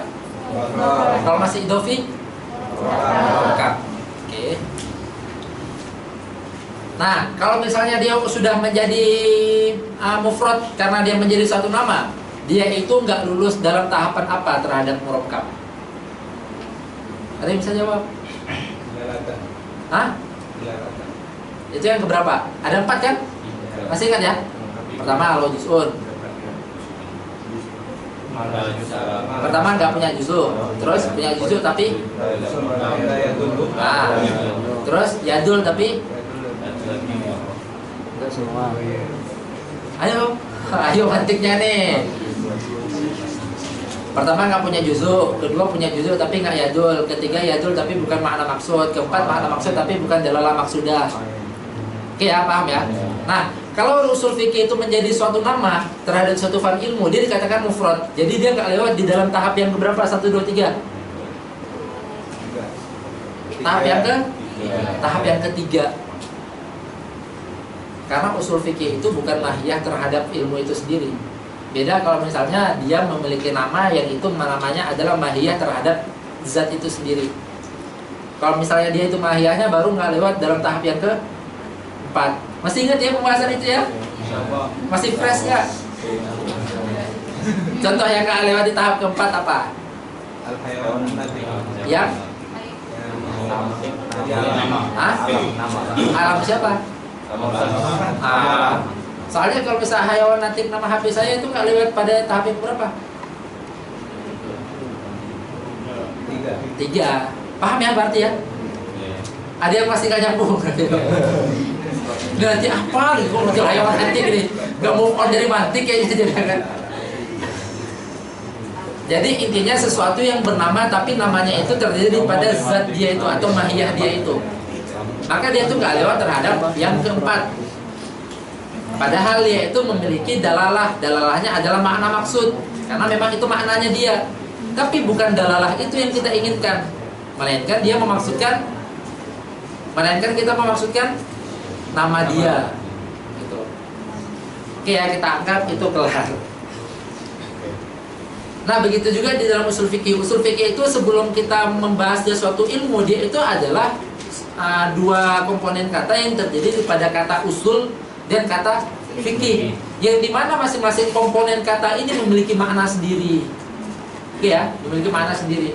Nah, makanya itu saat masing-masing komponen kata ini memiliki makna sendiri, perlu rasanya dibahas dia itu saat masih murakkab dan dia itu saat masih mufrad, agar kita mengetahui usul fikih mana yang kita maksudkan. Apakah saat dia masih murakkab atau saat dia sudah mufrad. Saat dia murakkab tentu jelas enggak, karena usul fikih yang dimaksud sama murakkab berarti artinya apa? Al-aslu itu artinya apa? Al-adillah. Berarti adillatul fikih artinya. Bukan seperti itu doang yang kita bahas dalam usul fikih kan, tapi lebih lengkap daripada itu. Maka dibahas bahwasanya usul fikih itu adalah nama suatu fan ilmu yang dimana isinya itu tidak direpresentasikan dari namanya, gitu loh maksudnya. Paham ya? Isi daripada usul fikih itu atau kata-kata usul fikih itu nggak memberi makna apa-apa terhadap zatnya dia, sebagai dia itu adalah suatu fan ilmu.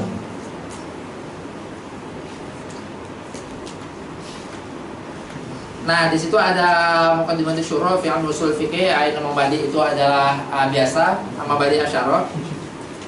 Ini nama mubadi ini siapa ininya? Pengarang baitnya ini? Imam As-Sabuni. Di dalam kitab. Ayo, dalam kitab apa?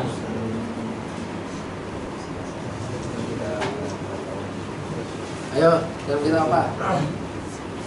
Hasyiah? Hasyiah Sabuni ya. Tarik aja nama ulamanya itu dari dalam kitabnya. Imam Bajuri dalam Hasyiah apa? Hasyiah Bajuri ya. Ya juga sih. Nanti Imam Akhdari, Hasyiah Akhdari juga nanti. Nah, yang pertama ada ta'rif bi'tibari kaunihi. Oke. Saat kita ngebahas ta'rif, kita akan menemukan ta'rif ulama itu setidaknya terdiri daripada dua hal. Ini kita ngebahas ta'rif ya. Ulama itu pasti mentarifkan sesuatu itu. Nah, ta'rif itu kan berarti ilmu ini sendiri. Nah, nanti kembali pada ini, dua ini. Saat mentarifkan suatu ilmu, ulama itu setidaknya mentarifkan dia itu sebagai fan ilmu atau dia itu sebagai pengetahuan terhadap ilmu itu. Beda ya antara fan ilmu dengan pengetahuan terhadap ilmunya. Bisa bedain? Belum. Oh, keren. Fan ilmu itu ya usul fikihnya. Pengetahuan itu adalah berarti harus ada orang yang mengetahuinya. Pengetahuan berarti bukan kaidahnya, tapi mengetahui kaidah itu. Beda antara kaidah sama mengetahui kaidah itu. Masih bingung? Bingung. Bingung. Iya, Bingung.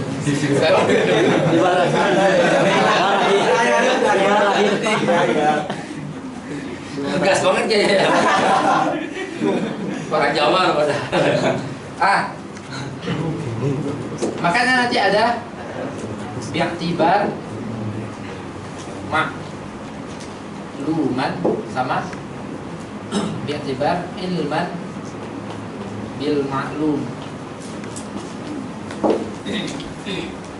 Bi'tibari ma'luman ini adalah masail itu sendiri. Sebelumnya bisa ngebedain nggak antara yang nomor 4 sama yang nomor 5 gitu dulu. Nanti karena kaitannya ini. Bisa ngebedain nggak antara al-masail sama idrok tilkal masail?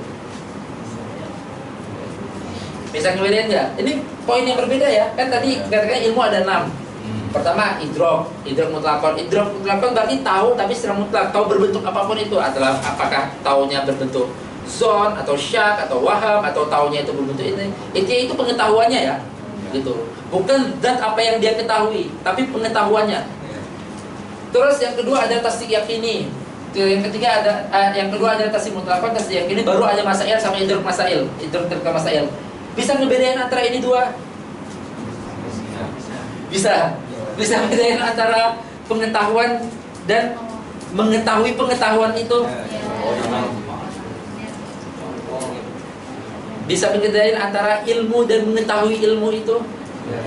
Persis seperti ini masail ilmu ya usul fikihnya ini terdiri pada masalah amru yufidul wujub, terdiri pada nahyu ini, terdiri pada al-khas ini, terdiri pada al-am ini, itu adalah masail. Nah, idrok tilkal masail adalah seseorang yang mengetahui itu tadi. Makanya berarti idroknya pengetahuan seseorang yang mengetahui itu tadi. Itu dinamakan idrok tilkal masail. Masailnya adalah ilmunya itu sendiri atau zat yang diketahui. Beda ya antara pengetahuan terhadap yang diketahuinya sama yang diketahui. Bisa? Udah bisa Salim? Bingung lagi ya. Nah, persis seperti di sini. Ada bi'tibari maklum, berarti maklum itu adalah yang diketahui, ilmunya itu. Bi'tibari maklum atau qaidahnya itu sendiri atau masailnya itu sendiri kalau kita katakan. Masailnya itu atau bi'tibari ilman bil ma'lum, yaitu idroknya itu, idrok terhadap ilmu itu sendiri. Bisa ya bedain? Nah, nanti saat mentarifkan usul fikih setidaknya ulama itu ada yang menggunakan maklumnya, ada yang menggunakan idroknya. Di dalam marokot ta'rifnya itu menggunakan ini atau ini. Ta'rif dalam marokot apa? Hah? Turuqu ala sabilil ijmal. Berarti kalau dikatakan turuqu itu apa itu? Berarti masailnya ya. Masailnya berarti maklumnya. Bukan dikatakan ma'rifati turuqi ala sabilil ijmal. Enggak dikatakan seperti itu. Tapi dikatakan wa ilmul usulul fiqhi turuqu ala sabilil ijmal wa kaifiyatul istidlal biha atau wa kaifiyatul istifadah biha. Atau ada juga nanti kata-kata lain adillatul ijmaliyah wa kaifiyatul istidlal biha wa hal mustafid. Intinya adalah kaidahnya itu sendiri atau intinya adalah masailnya itu sendiri. Itu dinamakan dengan maklum. Karena itu adalah kaidahnya, atau itu masailnya. Berarti poin yang keempat yang di sini. Mentakrifkan sesuatu dengan memaparkan masailnya, bukan memaparkan idroknya. Yang kedua adalah idroknya atau bi'tibari ilman. Ilman berarti kan ini pengetahuan terhadap yang diketahui. Bedain ya antara yang diketahui dan pengetahuan terhadap yang diketahui itu tadi. Ada yang kurang jelas? Ada yang masih bingung?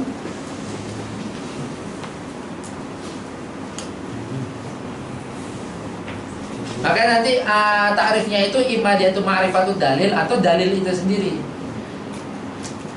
Jadi nanti iktiratnya bagi orang yang mentakrifkan usul fikih itu dengan ma'rifah, maka dia mengiktiratkan orang yang mentakrifkan itu dengan dalil, dia dikatakan dalil, dia mengatakan ta'rif itu adalah ta'rif bil mubayyin. Tahu mubayyin? Hah? Mubayyin apa? Ayo, nisbah baina kuliahin. Berarti mentakrifkan dengan sesuatu yang tabayun, yang bukan afrodnya sama sekali. Sedangkan syarat ta'rif itu harus apa? Salah satu syarat ta'rif wasyaratul kulli ayyul mutalib maka suatu namanya wala. Hah? Musawi yang dimaksud wala di situ beda ya. Intinya cara ta'rif itu harus musawi. Musawi dalam artian afrodnya. Afrod, mu'arraf dan mu'arrafnya itu harus 100% sama. Itu yang dimaksud dengan musawi. Tapi yang dimaksud wala musawiyan kok dikatakan la musawi itu maksudnya gimana? Sama? Ini yang ngomong Abidah atau lu nih? Oh. Soalnya mulutnya nggak gerak dua-dua. Jadi lu nggak tahu suaranya dari mana tadi. Apa dulu? Wala musawiyan fi? Wah? Aywa. Gak boleh musawi dalam khofa dan duhur. Paham maksudnya itu? Lagi-lagi mantiknya keluar kan? Kita nggak boleh mentakrifkan sesuatu yang sama-sama nggak jelas. Tujuan kita mentakrifkan kan untuk menjelaskan sesuatu yang nggak jelas. Ya kita harus menggunakan lafaz yang jelas. Itu kalau kita menggunakan lafaz yang nggak jelas juga berarti musawiyan fil khofa, sama-sama nggak jelas dua-duanya nih, nggak boleh. Atau mentakrifkan sesuatu yang sama-sama jelas. Tujuan mentakrifkan itu adalah menjelaskan yang tidak jelas, bukan menjelaskan yang sudah jelas. Kalau menjelaskan yang sudah jelas itu namanya tahsilul hasil, itu nggak berlaku. Jadi saya nggak boleh mentakrifkan spidol di depan kalian karena kalian udah tahu spidol itu apa gitu. Paham ya? Itu Itu maksudnya berarti musawi dalam zuhur, dalam jelasnya itu sama dia antara mu'arif sama mu'arrafnya. Makanya di dalam sulam itu wala musawiyan, nggak boleh musawi. Musawi yang dimaksud adalah musawi itu. Tapi syarat ta'rif itu harus musawi. Bingung jadinya ya. Di sulam nggak boleh musawi, di tahzib itu harus musawi gitu. Ketahui bahwasanya musawinya itu musawi yang berbeda. Orang udah belajar mantik kan pasti tenang ya mendapati hal-hal kayak gitu ya. Tenang itu berbeda apa maksudnya gitu. Nggak nafsul maudhu gitu kan. Sedangkan tanakut itu aja harus sama dalam berapa hal? Ada berapa hal? Dalam 8 hal. Harus ittihad at-tamani. Ya berarti tenang aja kita kalau misalnya ada kata orang yang kontradiksi, itu kan masanya berbeda gitu. Nggak mungkin dia ngomong dengan kata-kata yang sama di masa yang sama, nggak mungkin. Itu masanya berbeda kok. Bisa jadi sebelumnya dia khilaf gitu. Atau sebelumnya itu dia masih belum tobat, misalkan kayak gitu. Oke, kembali kita lihat di PDF-nya. Yang pertama, bi'atibari kauni ma'luman, berarti suatu masail. Oke ya, ma'lum itu adalah masailnya. Bi'atibari kauni ma'luman. Nah, dibagi menjadi 2. Saat kita katakan ilmu ta'rifnya itu sebagai dia itu adalah masailnya. Berarti nama usul fikih itu pertama dari idhofah sebagai dia itu tarkib yang idhofi, atau dia itu sebagai suatu nama. Yang pertama adalah sebagai dia itu idhofah. Berarti adillatul fiqhi artinya. Karena usul itu artinya apa salah satunya? Al-adillah. Makanya di dalam pembahasan fikih kita akan menemukan wal aslu fi hadal mas'alah atau fi hadal mas'alah kada. Ayatul Quran apa misalnya qaulu sallallahu alaihi wasallam atau qaulu subhanahu wa ta'ala kada. Dikatakan menggunakan kata-kata al-aslu. Maksudnya al-aslu itu apa? Wad dalil fi hadhil mas'alah qauluhu sallallahu alaihi wasallam ini. Nah, berarti salah satu arti daripada usul itu atau al-aslu itu adalah ad-dalil. Karena usulnya jamak maka menggunakan adillah. Adillah itu jamak dari dalil ya. Nah, ad-dalil itu adillatul fiqhi itu secara idhofi. Karena kata usul diidhofakan kepada kata fikih. Itu dijelaskan dalam kitab Al-Burhan dan kitab Mustaqil Muntaha. Terus yang kedua, ini yang kedua kita ngebahas ta'arifnya secara laqaban. Saat usul fikih itu sudah menjadi nama terhadap suatu ilmu, suatu fan ilmu. Nah, ini setidaknya ada 4 dalil yang disebut. Yang pertama, turuquhu. Berarti itu memang masailnya ya. Masailnya atau permasalahannya atau kaidahnya dalam usul fikih itu sendiri. Turuqul fikhi ala sabilil ijmal wa kaifiyati. Bisa wa kaifiyati, bisa wa kaifiyatu. Kalau kita tergantung kita atafkan di mana. Wa kaifiyatil istidlal biha. Ai bihadhihi turuq. Nanti kita membahas takrif. Yang kedua adalah majmu' dari 3 poin ini, yaitu turuqul fikhi ala sabilil ijmal wa kaifiyatil istidlal biha wa kaifiyati halil mustadil biha. Itu dalam kita al-mahsul. Tinggal 10 menit lagi, cukup nggak ya ngebahas ta'rifnya? Enggak lah. Watra. Tolong dong ada yang hapusin.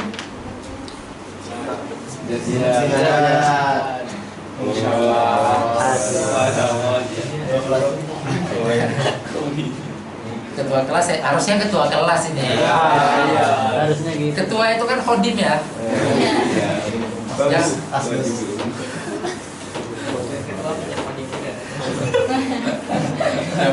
Khodim berarti.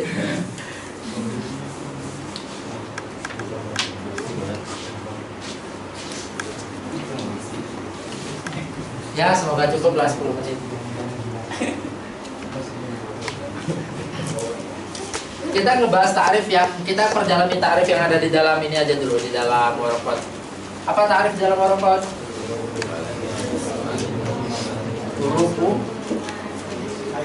Turuku apa? Turuku fikih lah gitu ya. Ala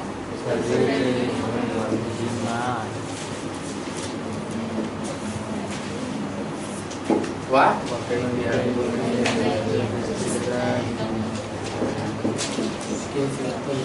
istilah istifadah. Di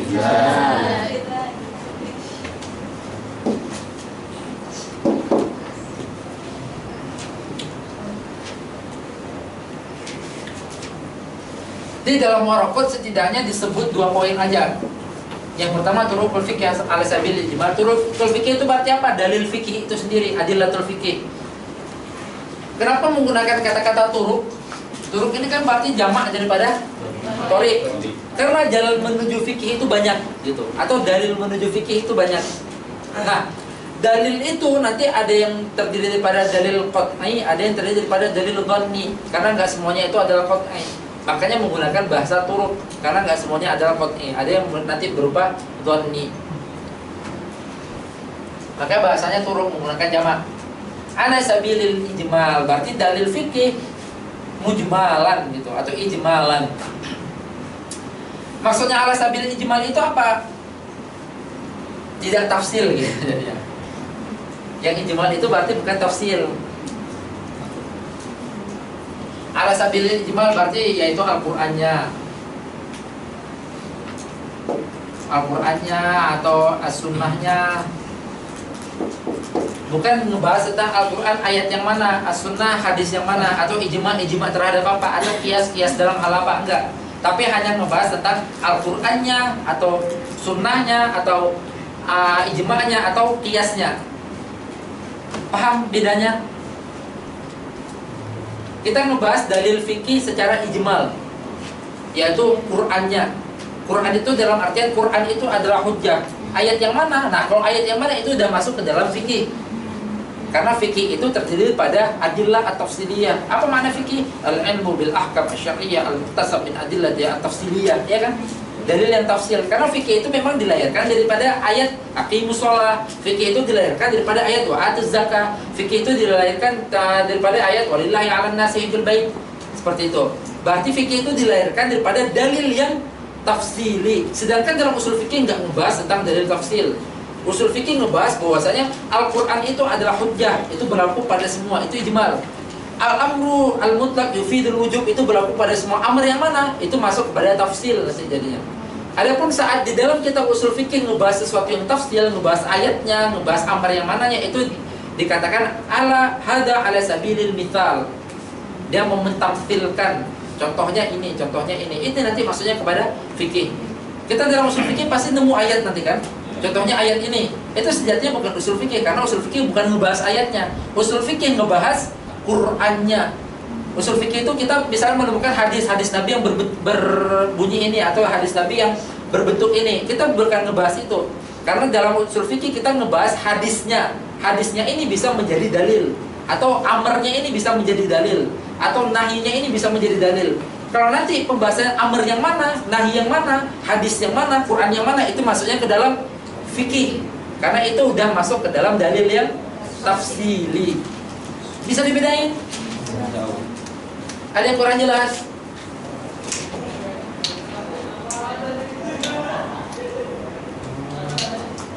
Itu pertama tentang ta'rif. Yang poin pertama, turukul fikih ala sabilil ijmal. Ini nanti dalil fikih itu banyak banget.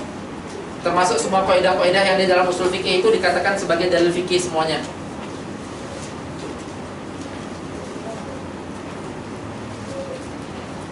Poin pertama jelas ya? Jelas. Nah, poin kedua adalah kaifiyatul istidlal biha.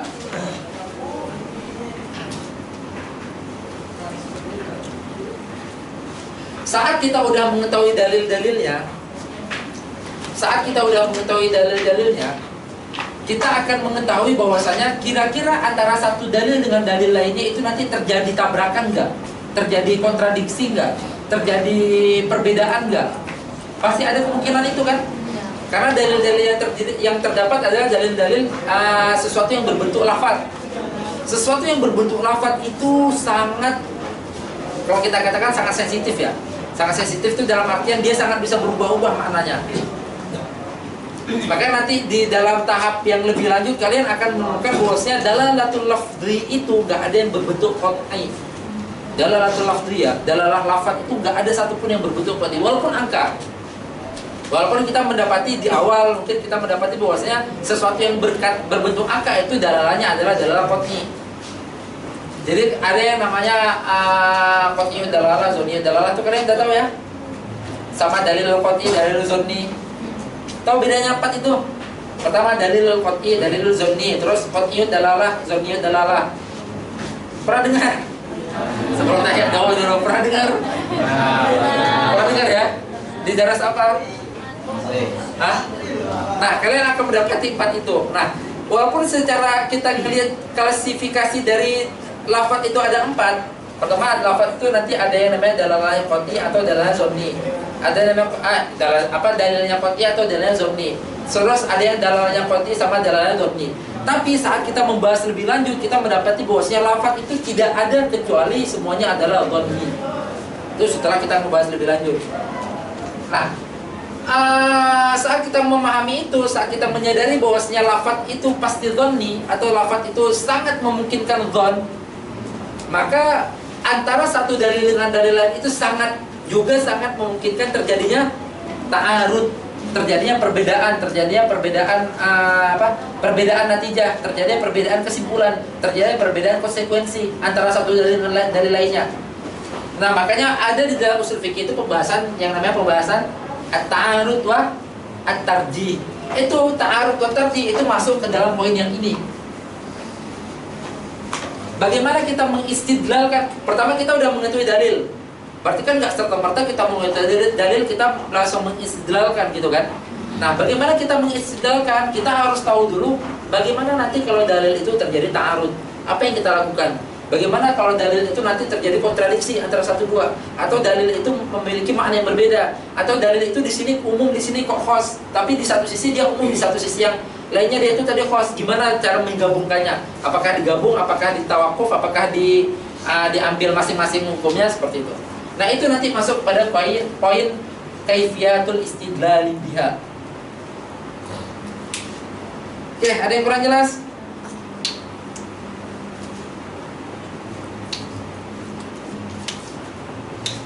Saat nanti amr di dalam ayat Al-Quran bertolak belakang atau bertentangan dengan amr yang ada di dalam hadis misalnya. Nah, itu nanti gimana kita menyelesaikan itu?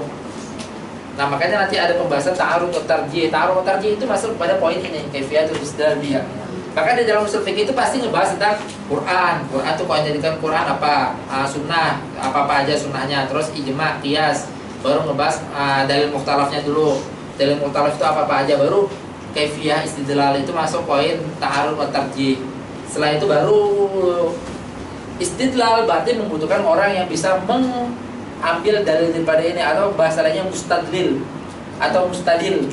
Mustadilnya baru masuk ke dalam pembahasan al-ijtihad. Makanya ada nanti syarat-syarat mustahid itu harus seperti apa, syarat-syarat seorang yang mustafti, orang yang meminta fatwa itu seperti apa, syarat-syarat mufti seperti apa gitu. Itu adalah sesuatu yang melazimi istidlal ini tadi.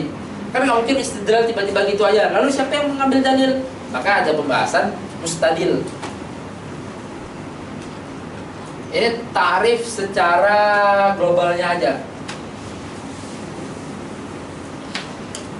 Ini kayaknya kita belum selesai ngebahas ini ya. Ngebahas yang di PDF sama ngebahas tentang ada poin yang harus sampaikan tentang ini. Tentang had itu sendiri. Mungkin terakhir Anda sampaikan poin tentang had ya. Bahwasanya di dalam usul fikih itu saat disebut had itu adalah at-ta'rif al-mutlaqan atau at-ta'rif mutlaqan.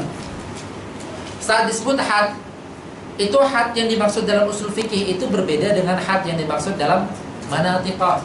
Jadi usuliyun itu saat mengatakan wa hadduhu itu berbeda yang dimaksudkan dengan manatiqah saat menyebut hadduhu.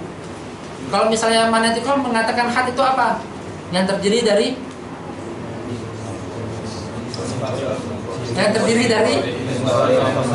itu namanya apa? Jins dan fasl itu namanya apa? Hah? Apa? Enggak. Dia itu bagian apa? Kan ada yang namanya arad, ada yang namanya aywa dati. Berarti yang dinamakan had itu adalah yang terdiri daripada dzatiyatnya. Itu dalam manatiqah. Manatiko mengatakan had itu adalah yang terdiri daripada dzatiyat. Adapun yang terdiri daripada aradinya, baik itu arad khas walaupun arad am, itu banyak ulama atau banyak ulama manatiko nggak menggunakan arad am, arad yang amah itu. Nah, tetapi dalam usul fikih saat mengatakan had itu memasukkan yang dianggap sama orang manatiko itu bukan had. Paham maksudnya? Jadi di dalam usul fikih itu saat dikatakan had ya, al-had indal usuliyin. Al-had indal usuliyin itu apa? At-ta'rif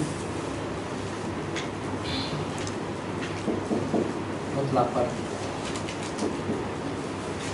Berarti had itu kalau para ulama usul mengatakan had itu adalah at-ta'rif mutlaqan. Itu berbeda dengan manatiko, karena manatiko itu mengatakan had itu adalah ta'rif yang tersusun dari dzatiyatnya, sehingga mereka membedakan antara had sama rosem.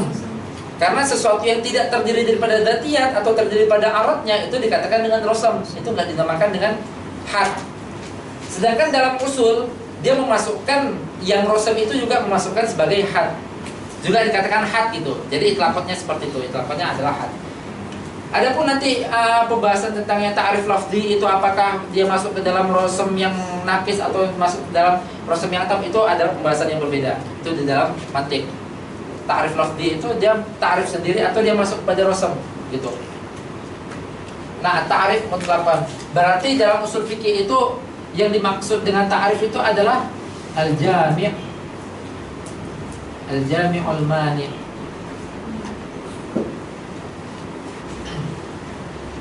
Yang penting jami' mani' tanpa harus mengeluarkan dzatiyatnya atau mengeluarkan mahiyahnya.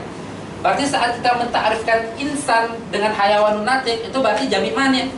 Mentakrifkan insan dengan natiknya aja, itu berarti had yang apa?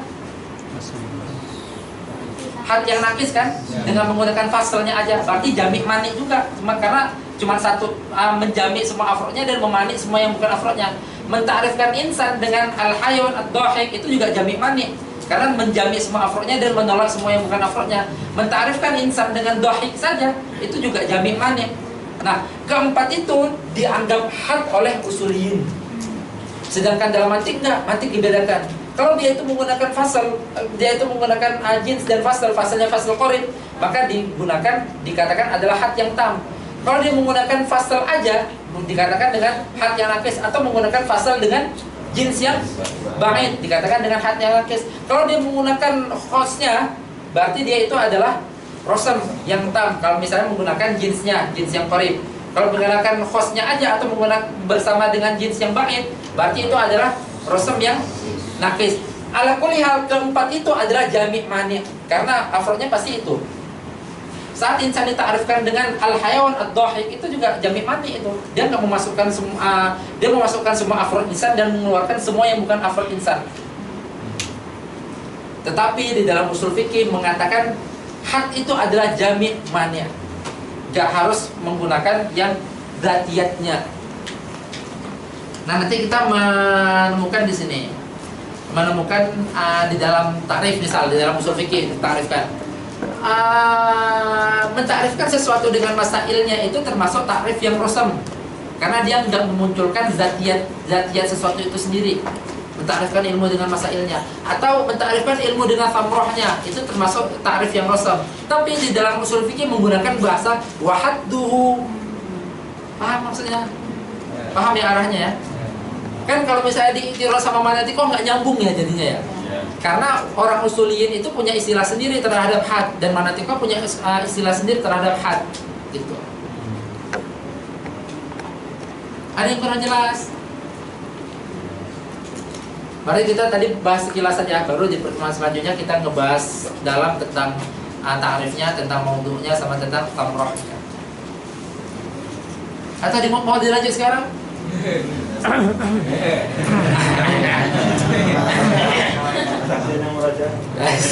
Kasihan. Enggak, sekalian bilang kasihannya puasa tadi. Di bawah-bawah ada mas. sinusatnya. Siap. Sok peduli banget sih. Kesehatan. Peduli kalau ada maunya.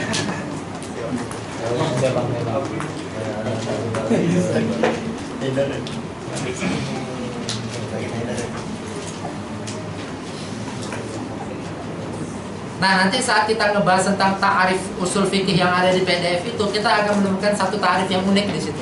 Ta'arif yang berani ibaratnya.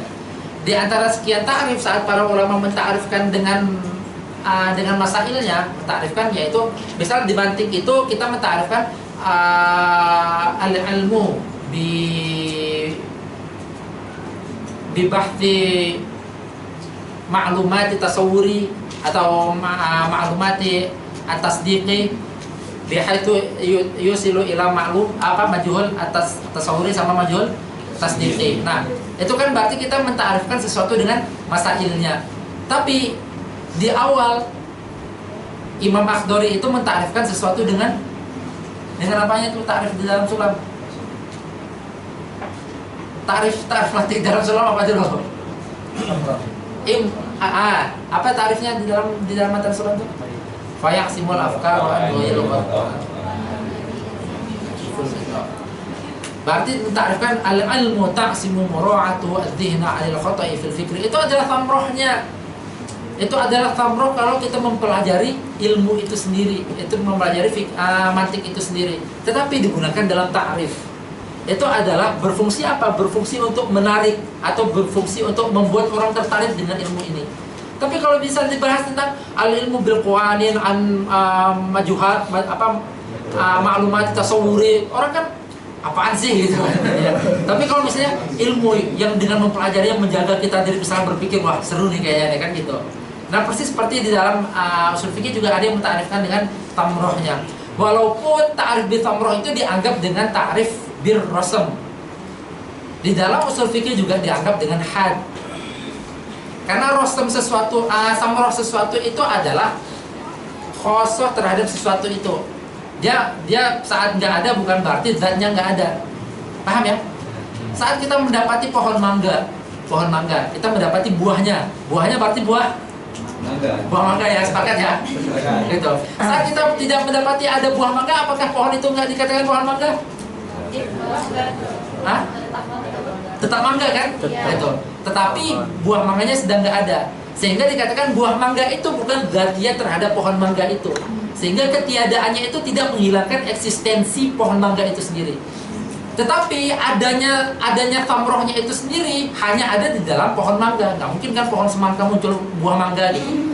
Sehingga buah mangga hanya muncul daripada pohon mangga. Maka itu dinamakan dengan khosoh. Khosoh itu adalah sesuatu yang arodi, yang dimana saat dia tiada itu tidak menghilangkan dzatiyah, tapi saat dia ada dia hanya muncul terhadap mahiyah itu. Seperti dohiknya suatu insan, katibnya suatu insan, atau membacanya suatu insan. Suatu insan saat dia sedang tidak membaca bukan berarti dia tidak dikatakan tidak insan. Paham ya? Saat dia sedang tidak menulis bukan berarti dia dikatakan tidak insan. Tetapi saat dia menulis pasti dia insan. Gak mungkin himar itu menulis, gak mungkin apa itu menulis. Paham sampai sini?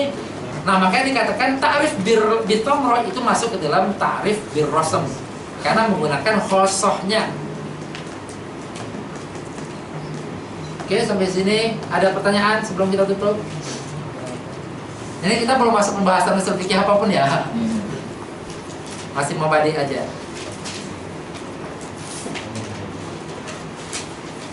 Siap? Jadi yang al-had indal usulin itu meniadakan rosem, jadi dianggap had semua, atau masih menetapkan rosem tapi dianggap jamiman? Iya, loh rosem itu kan memang jamiman nih tanpa dianggap sekalipun. Gimana? Enggak, maksudnya ya. Had itu indal usuliyin itu ta'rif mutlaqan. Berarti rosem bagi manatiko itu dianggap had, dianggap usuliyin itu juga had. Padahal di dalam manatiko had itu bukan rosem. Had itu adalah harus ta'rif yang terdiri dari dzatiyatnya. Kalau dia terdiri pada aradiyatnya, walaupun jami' mani tidak dinamakan had, dinamakan dengan rosem. Gitu. Tapi bagi usuliyin enggak, semuanya had. Keempat-empatnya, berarti kan ada 4 ya. Had tam, had nakis, rosem tam, rosem nakis. Nah, manatiko membedakan nih, had ada yang tam, ada yang nakis. Kalau misalnya bukan zatiannya berarti rosam. Rosam juga ada yang tambah, ada yang nakis. Usuliyin mengatakan keempat ini dengan had. Nggak ada pembagiannya lagi. Nggak ada pembagiannya. Jadi kita jangan bingung saat di dalam kitab usul fikih menggunakan wahadduhu tapi isinya kok rosam. Paham nggak? Hampa. Gitu. Mentang-mentang baru belajar mantik kan ditelaah gitu takrifnya. Ini kayaknya rosam ini salah ini kitabnya ini. Songong banget ya. Gitu. Kan ditelaah ini bukan zatiatnya ini. Ini dikatakan misalnya saat mentarifkan usul fikih al-ilmu bil qawaid allati yusilu ila istinbatil ahkam itu kan menggunakan tamrohnya. Tamroh itu kan adalah khosoh terhadap sesuatu. Kalau mentarifkan dengan khosohnya berarti rosam. Berarti ini bukan had ini adalah rosam ini. Kan karena baru belajar mantik pemula biasa gitu kan. Baru belajar mantik langsung nyalahin usul fikih. Nggak tahu dia dalam usul fikih itu had itu masuk kepada semuanya.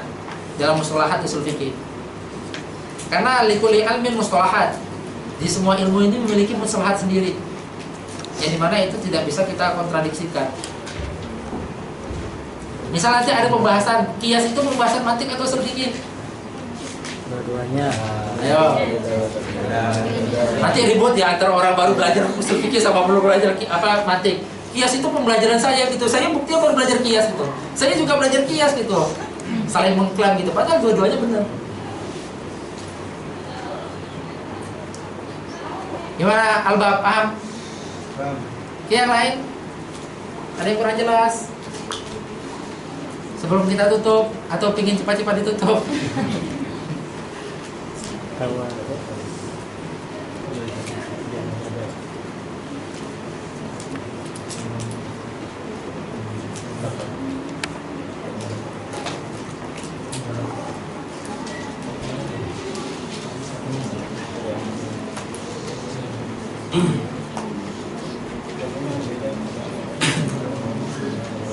Oke, nggak ada pertanyaan nih? Udah jelas semua? Insyaallah. Kalau nggak ada, sampai sini daras kita yang pertama. Ya? Apa? Gimana saya sih?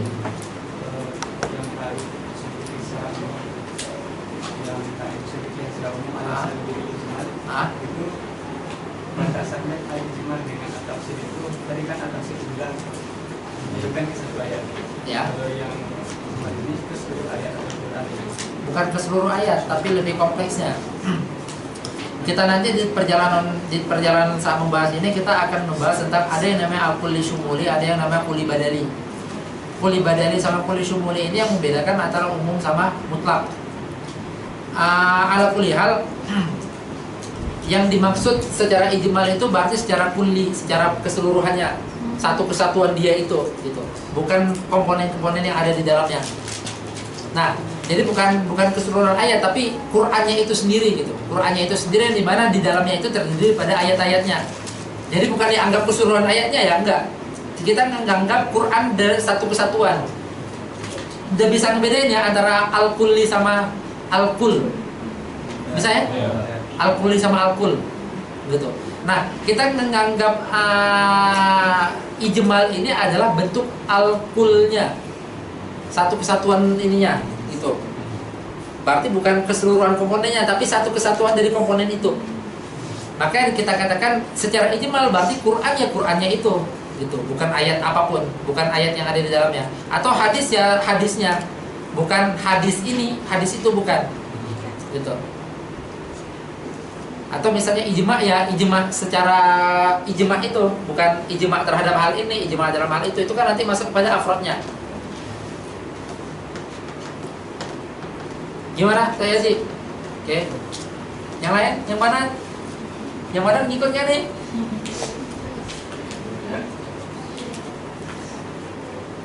Ini bukan karena faktor daras digabung kan jadi badan malu bertanya. Kayaknya ada waktu ngisi badan juga aktif gitu ya. Kok sekarang pada adem gitu. Apa adem siapa? Ayam gitu ya. Jangan mau kalah dong sama Bani. Kalau ada yang kurang jelas tanyain aja kalau apa. Oke, nggak ada lagi. Nggak ada lagi ya. Kalau nggak ada kita tutup dengan kafaratul majelis. Subhanallah wa bihamdika asyhadu an la ilaha illa anta astaghfiruka wa atubu ilaik. Allahumma shalli ala